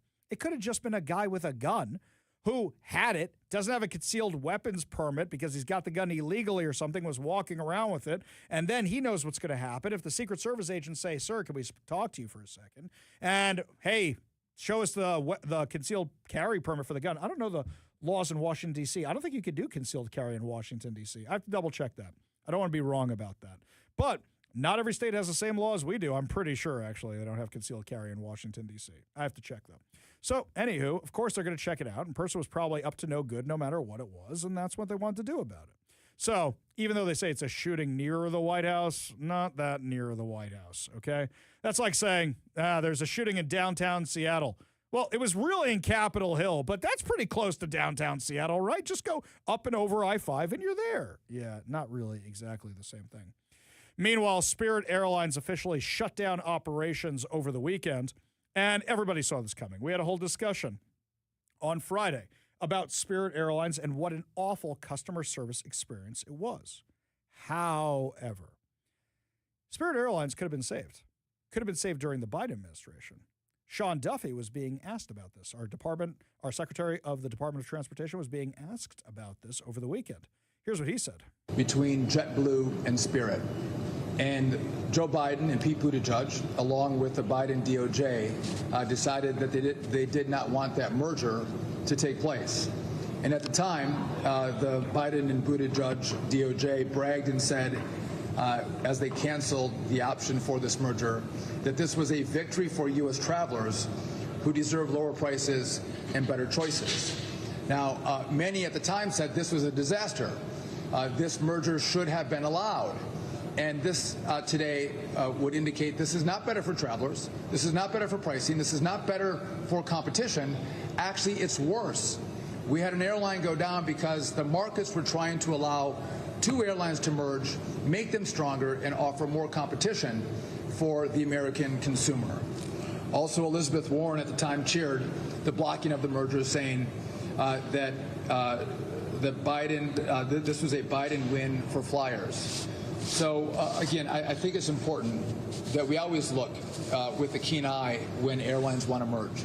We care about pricing for consumers. We care about competition. But if the markets are saying there needs to be a merger because there's health issues with one of the airlines or more than one airline, we have to take a look at it and make sure we make the right choices. And in this situation, history has judged the denial of the merger between JetBlue and Spirit through the Biden administration with, I think, a view that it was a massive mistake. So we have been engaged, again, with the airlines. So hang on a second.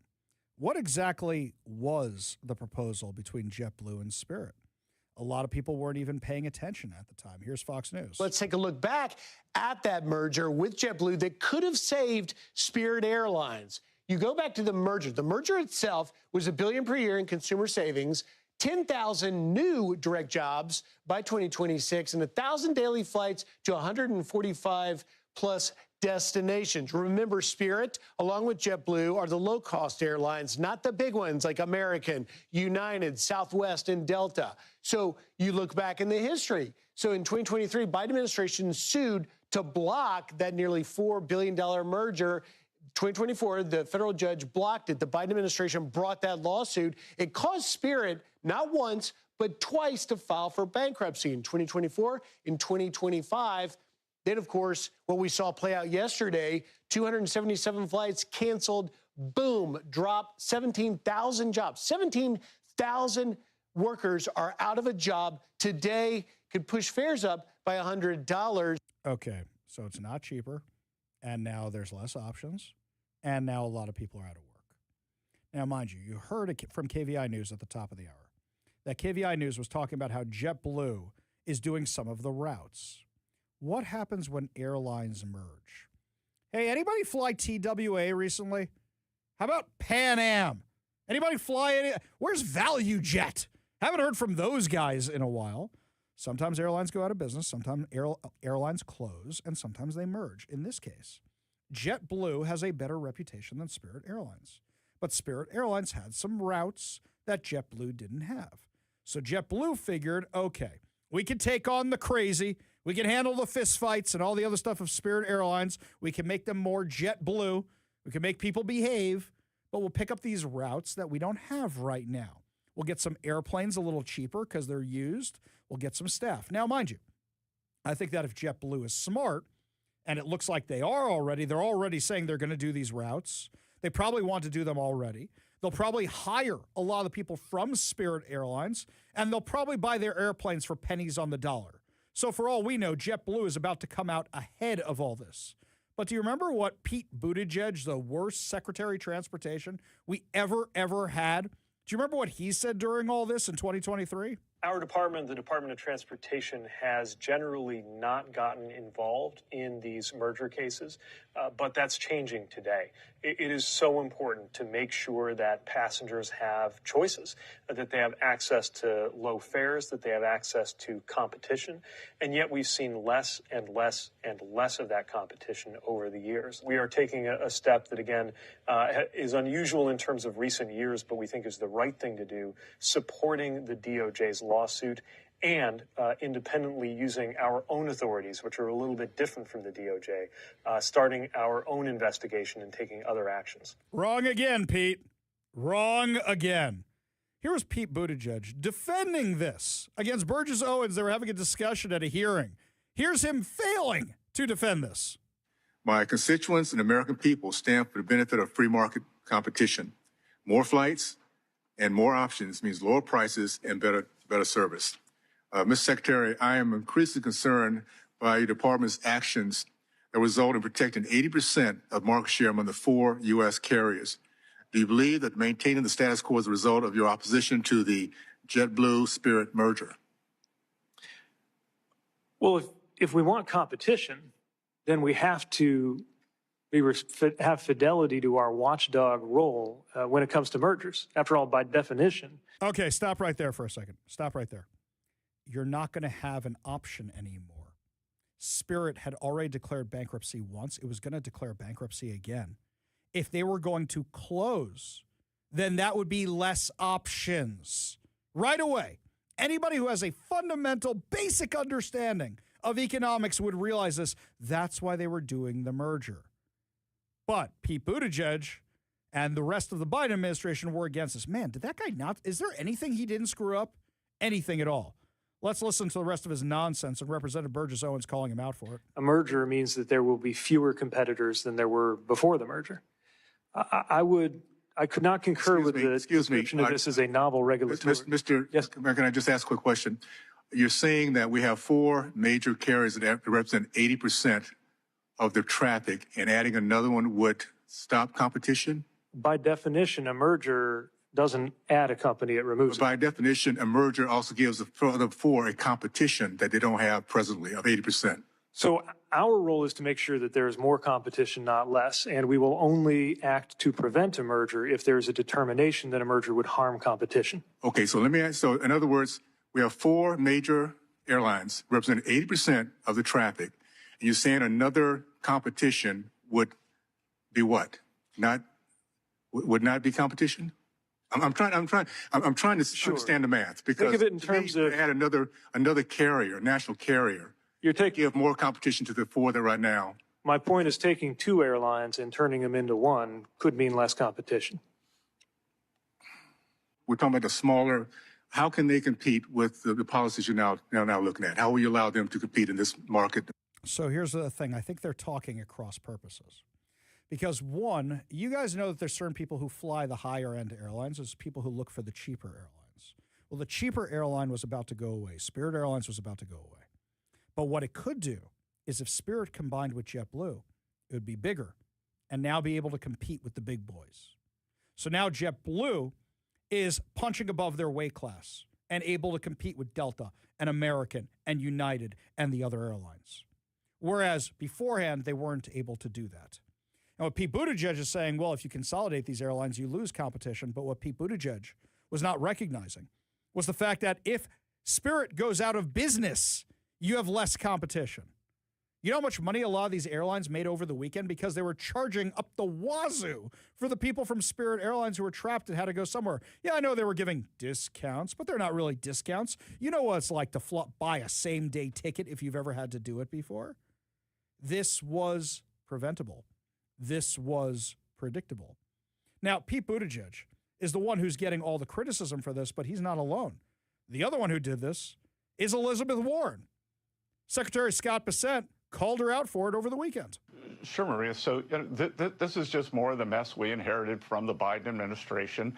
In September 2022, Elizabeth Warren, who loves to write letters, sent a letter to the Justice Department, to the Transport Department, saying that they should oppose the merger with Spirit Airlines. JetBlue wanted to buy them for $3.8 billion. It would have given them much more resiliency. And she and the Transportation Secretary, Pete Buttigieg, was probably the worst transportation secretary in history when he came to the office. They were against the merger. And if JetBlue had merged with Spirit, we would have all these jobs that were lost yesterday. We had 30 regional airports who have lost service. And I can tell you what happened here. It wasn't Treasury, it was Commerce that was trying to put something together.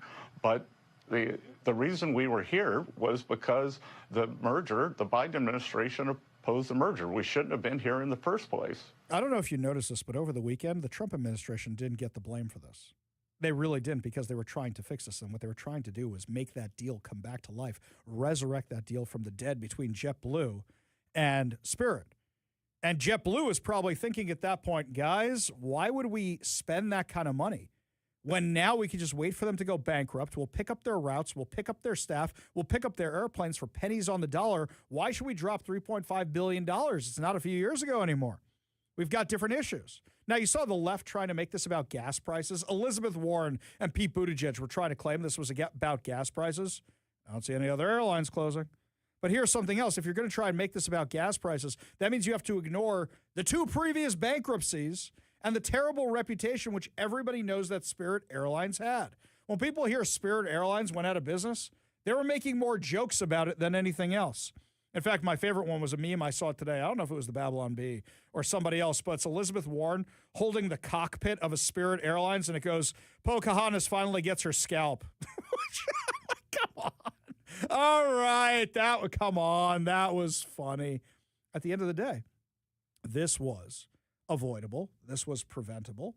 And you know what? You might not have had all those people with all those problems this weekend. And now who knows if all these people are going to get hired? Who knows if all these employees of Spirit Airlines are going to get hired? So, yes, another loss for the Biden administration. Still taking losses even after a year and a half being out of office. Is there anything these guys didn't screw up?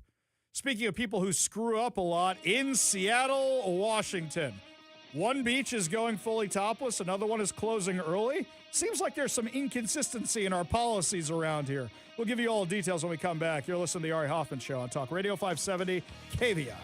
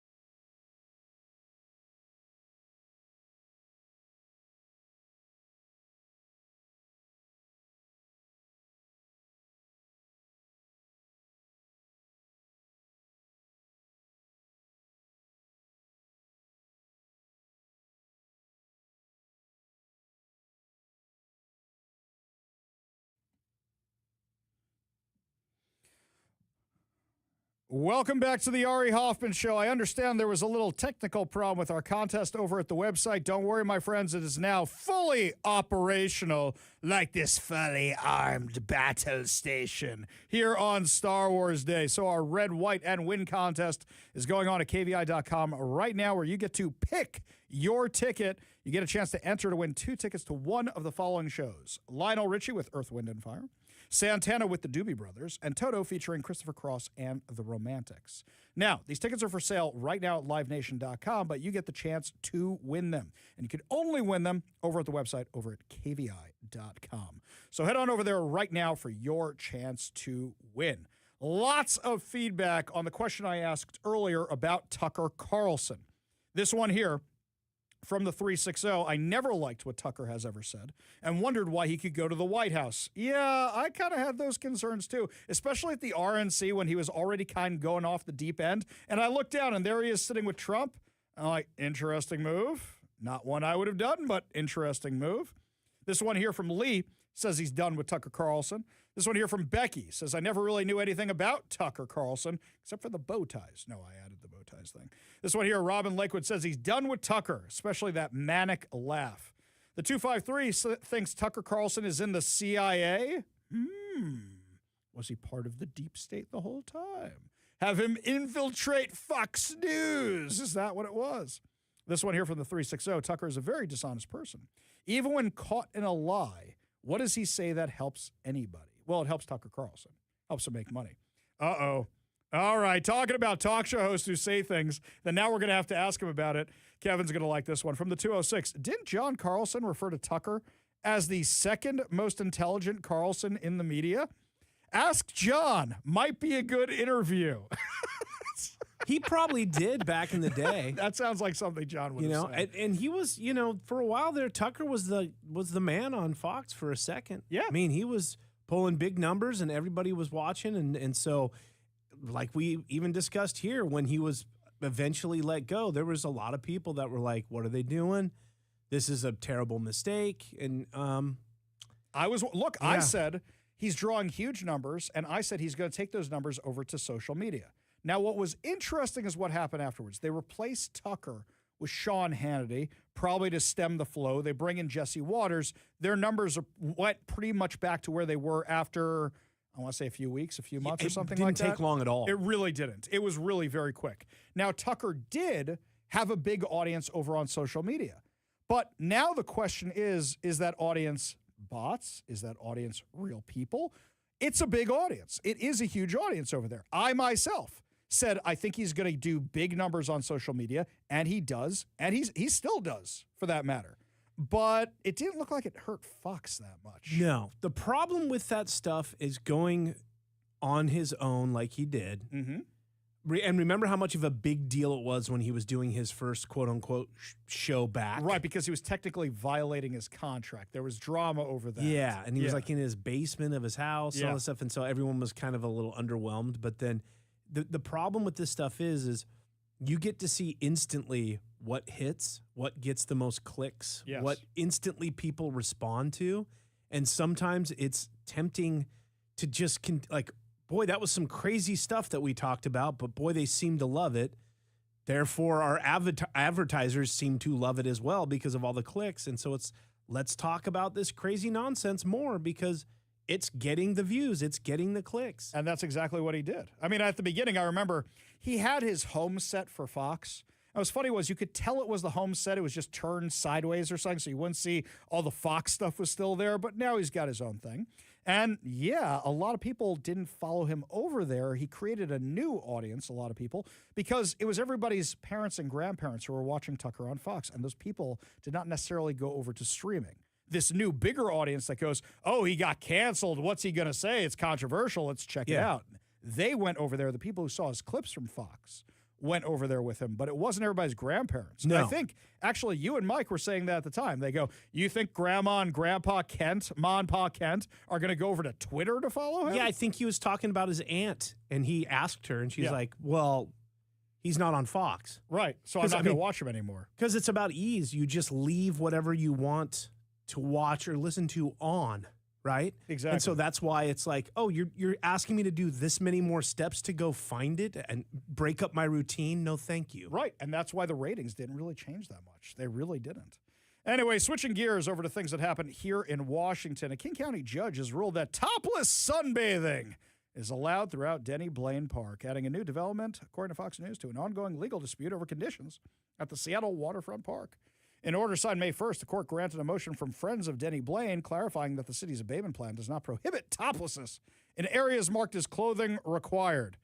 Okay, so the nude beach isn't allowed to be a nude beach, then is allowed to be a nude beach even though it's not allowed to be a nude beach. This makes perfect sense. Man, Seattle is so stupid. So stupid. Let's go through this for a second here. So you've got this place that was a historic LGBTQ nude beach. That's what they say. Okay. Then what happens is there starts being some riffraff, some problems, starts getting very well documented, some crimes, some issues, and the neighbors complain. And then the neighbors say, hey, we're going to build a playground here. But then they say, no, we're going to shut that down because you are coming after our historically LGBTQ plus minus divided sign land, so you can't do that. So what happens? The riffraff continues, and the crime continues, and the noise continues, and now you've got a problem. So what they decide to do instead is they say, okay, now we got it. Now we got a solution. We're going to put up a fence with a tarp on it. That way you got the naked part and the non-naked part, except you didn't do it side to side. So everybody's got access to the water. Now it's, you want to go to the water, you got to go through the naked people. You want to stay up top, you don't have to see the naked people. Now it's a matter of people were tearing down all the vinyl, people were tearing this down. This thing is out of control. And yet nobody can make a decision. This judge is contradicting himself. Is it a naked beach? Not a naked beach. Okay? I mean, look, if you're topless on the naked beach where you're not allowed to be naked anymore, I think that still counts as nakedness. Or are we going by FX standards?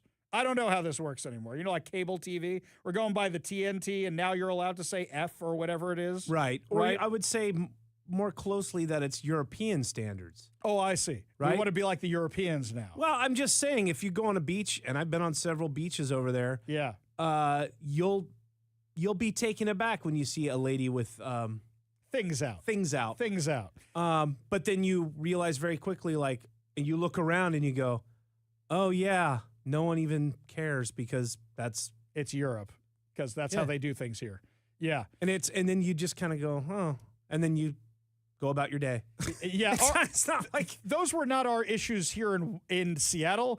These issues were different. And if you really want to see Jonathan Cho's video on this, be my guest. No, I understand, and I'm not talking full blown nudity. I'm talking about topless. Right, that's what I'm saying. Is like you don't see guys running around or ladies with the bottoms off, but you do see plenty of tops off, which is like, I just keep thinking of that scene in Eurotrip when they go, okay, we're going to go to that. We're going to go to the beach, and that's all dudes there, right? And then they're just chasing after the one girl. That's whatever.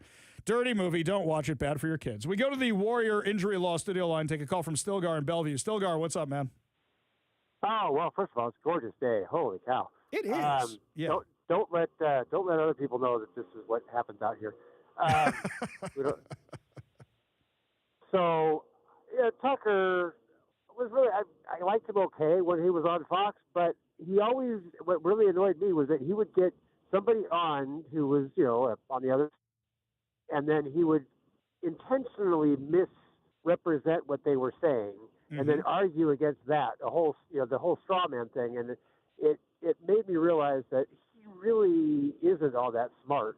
He just he thinks he's clever, but he's really not. He never struck me as an honest broker, and I never liked his takes. I didn't. I mean, look, I am probably a conservative in the media because I started listening to Sean Hannity. That may have helped at some point, right? And, Sean Hannity, he likes his points, right? But I've never thought he was dishonest in any way, shape, or form. Tucker Carlson, I never liked his points. Never liked him at all, whatever it was. And his interviews, you're right. It was always, I never noticed that before. It was always find something you can nitpick and attack that. It didn't seem like an honest broker.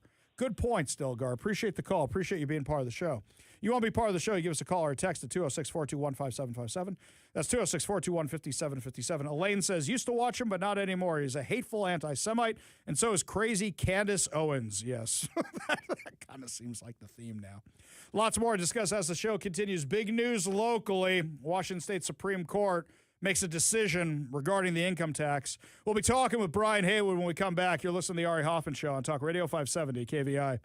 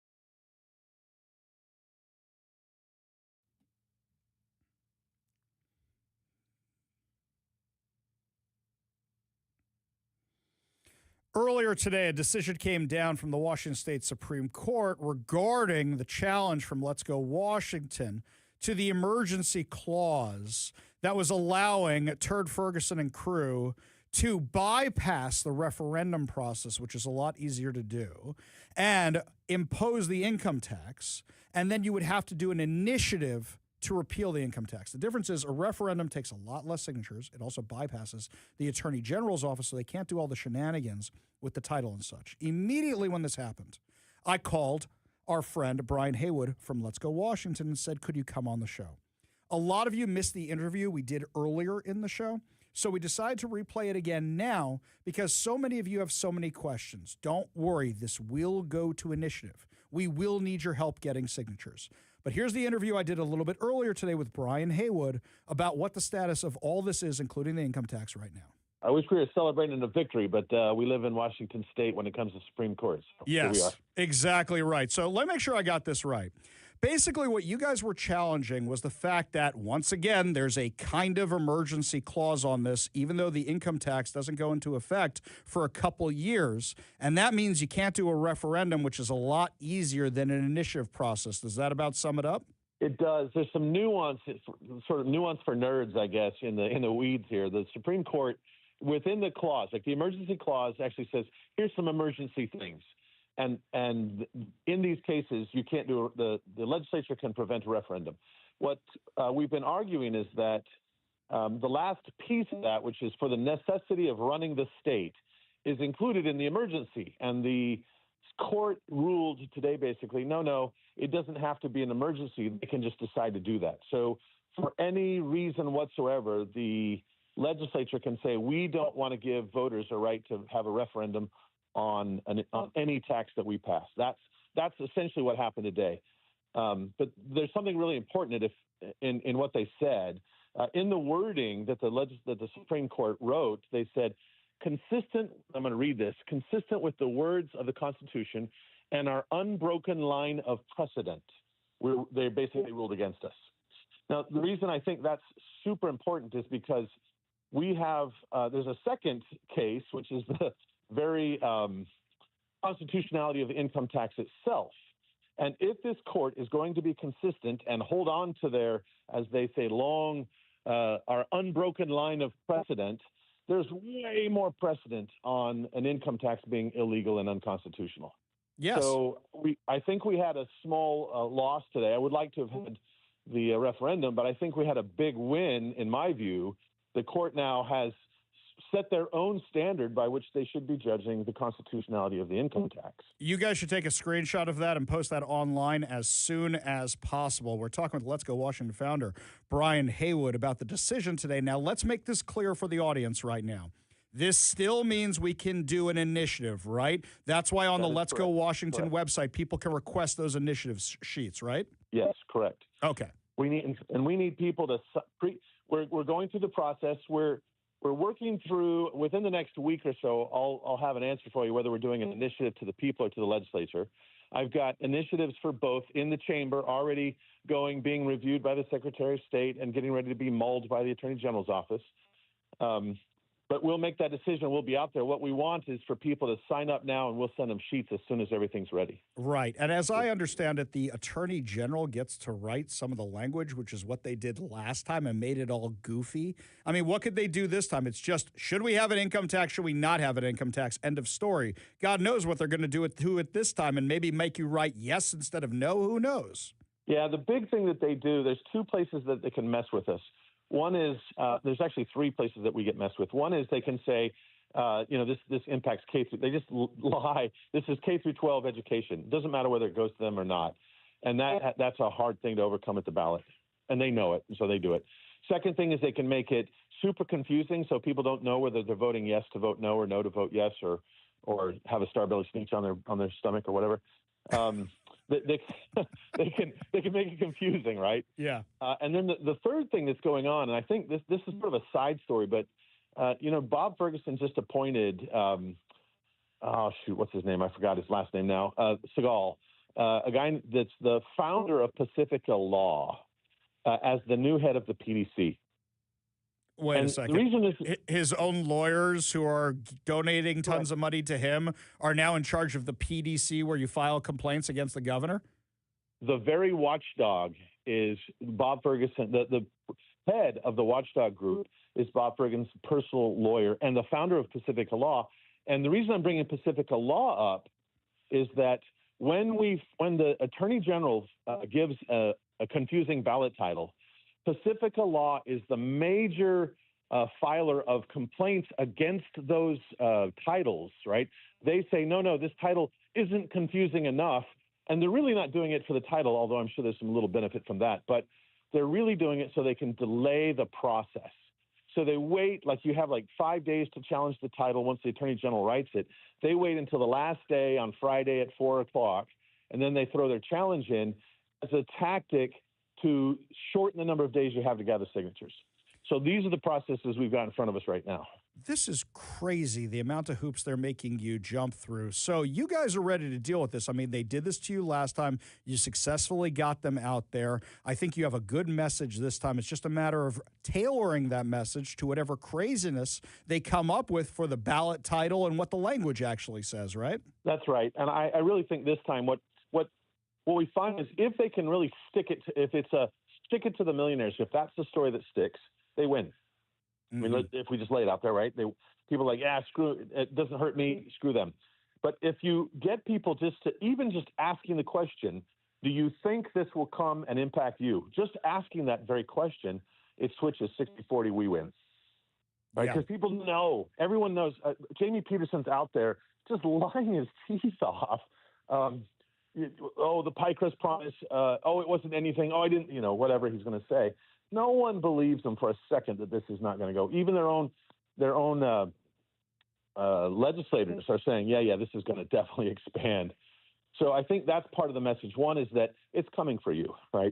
Mm-hmm. And I think the second thing that people need to the question they need to ask themselves is, even if you support taxes and you think generally that's a good thing, how has the stewardship of your money been with this current legislative body? And I think the fraud and the waste and the loss of money in all layers of government here in Washington State should force you to go, can we just back up a minute and let's get our spending settled first? Let's spend the money wisely before we start raising more money. Yeah, and they don't do that around here. Brian Haywood, if people want to sign up to get those initiative sheets sent to them or volunteer to go collect signatures, what's the best way for them to do it right now? Go on letsgowa.com, letsgowa.com. And we've got sign-up sheets, we've got donation sheets, we've got a place for you to sign up to volunteer. You can get all your information there. Letsgowa.com. Well, while I got you on the phone, whatever you guys need me for those events, gathering signatures, you just let me know. I'm signing up for it, even though it costs me my press pass every time, thanks to the Washington legislature. But I am more than happy to help you guys out for a good cause. And also, everybody needs to realize is the Democrats are going to throw every dollar they possibly can at this because they want your money for the rest of time, which means you need to step up, volunteer, and donate to stop this. Brian Haywood, founder of Let's Go Washington, thank you so much for joining us today. Really do appreciate it. You bet. Can I mention one more thing? Do you have a second? Yeah, go ahead. I think it's really important for people to follow the Supreme Court races this year. There are 5 Supreme Court justices up for election in November. This is unprecedented. We've never had a chance to shape the Supreme Court like this. And we're going to have some decent candidates actually running, which is also sort of unprecedented, against some constitutional guys that are going to run against the we'll do whatever we want Supreme Court. And I hope people will start learning about that, and we'll be putting more information out on that. Well, also send them my way because we have all these candidates. Send them to us. We'll have them on the show so people can learn more about them. And I'll tell you something else. I think a forum moderated by me and Brandy and a few other people with these judges could be a great event. And then you have the video from that to get their name out in front of more people because the mainstream media won't do it. I love it. That's a great idea. We'll see what we can do to work that out. And through the miracle of radio, guess what I was doing in the breaks today? Working that out, so we'll have them. Only good news to wrap up the show. Good news headlines put a smile on your face heading into the weekend. You're listening to The Ari Hoffman Show on Talk Radio 570 KVI.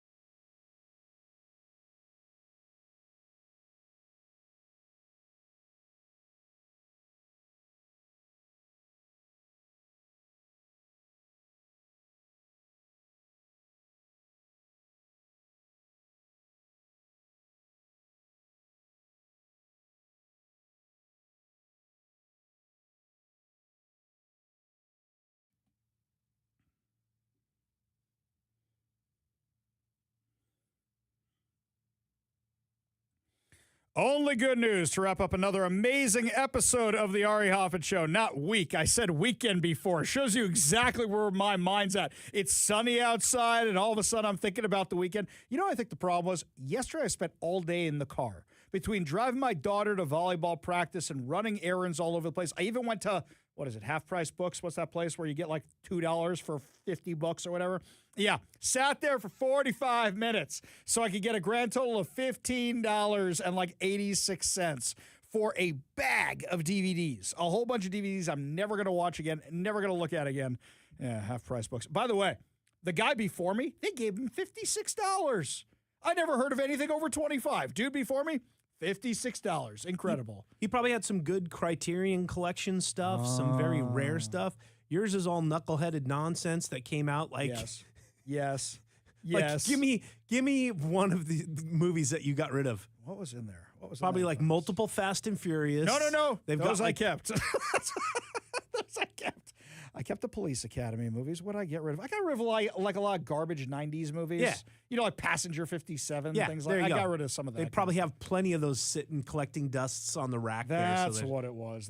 Speaking of collecting dust, Randy Johnson's number was retired over at the Mariners, number 51. So now there's two number 51s out there in the outfield because him and Ichiro had the exact same number. Kevin, you said you were thinking about going out there this weekend. Did you get out to the game at all? You were talking about possibly hitting that up.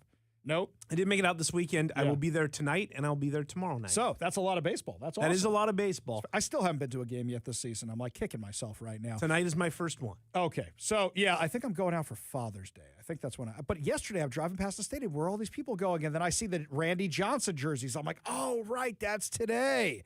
So they had out there Ichiro Suzuki, Felix Hernandez, Edgar Martinez, Dan Wilson, Jay Buhner, Ken Griffey Jr. They had a whole bunch of people out there. And by the way, his speech and everything, really, really nice. I mean, who doesn't love Randy Johnson? I hear that they actually had fried bird, no, I think that was AI. Yeah, for the bird that got killed by Randy Johnson. Rotisserie seagull. There you go. That's going to do it for us today. Fear not, we'll be back tomorrow with more insane stories and more exciting guests. You've been listening to The Ari Hoffman Show on Talk Radio 570 KVI.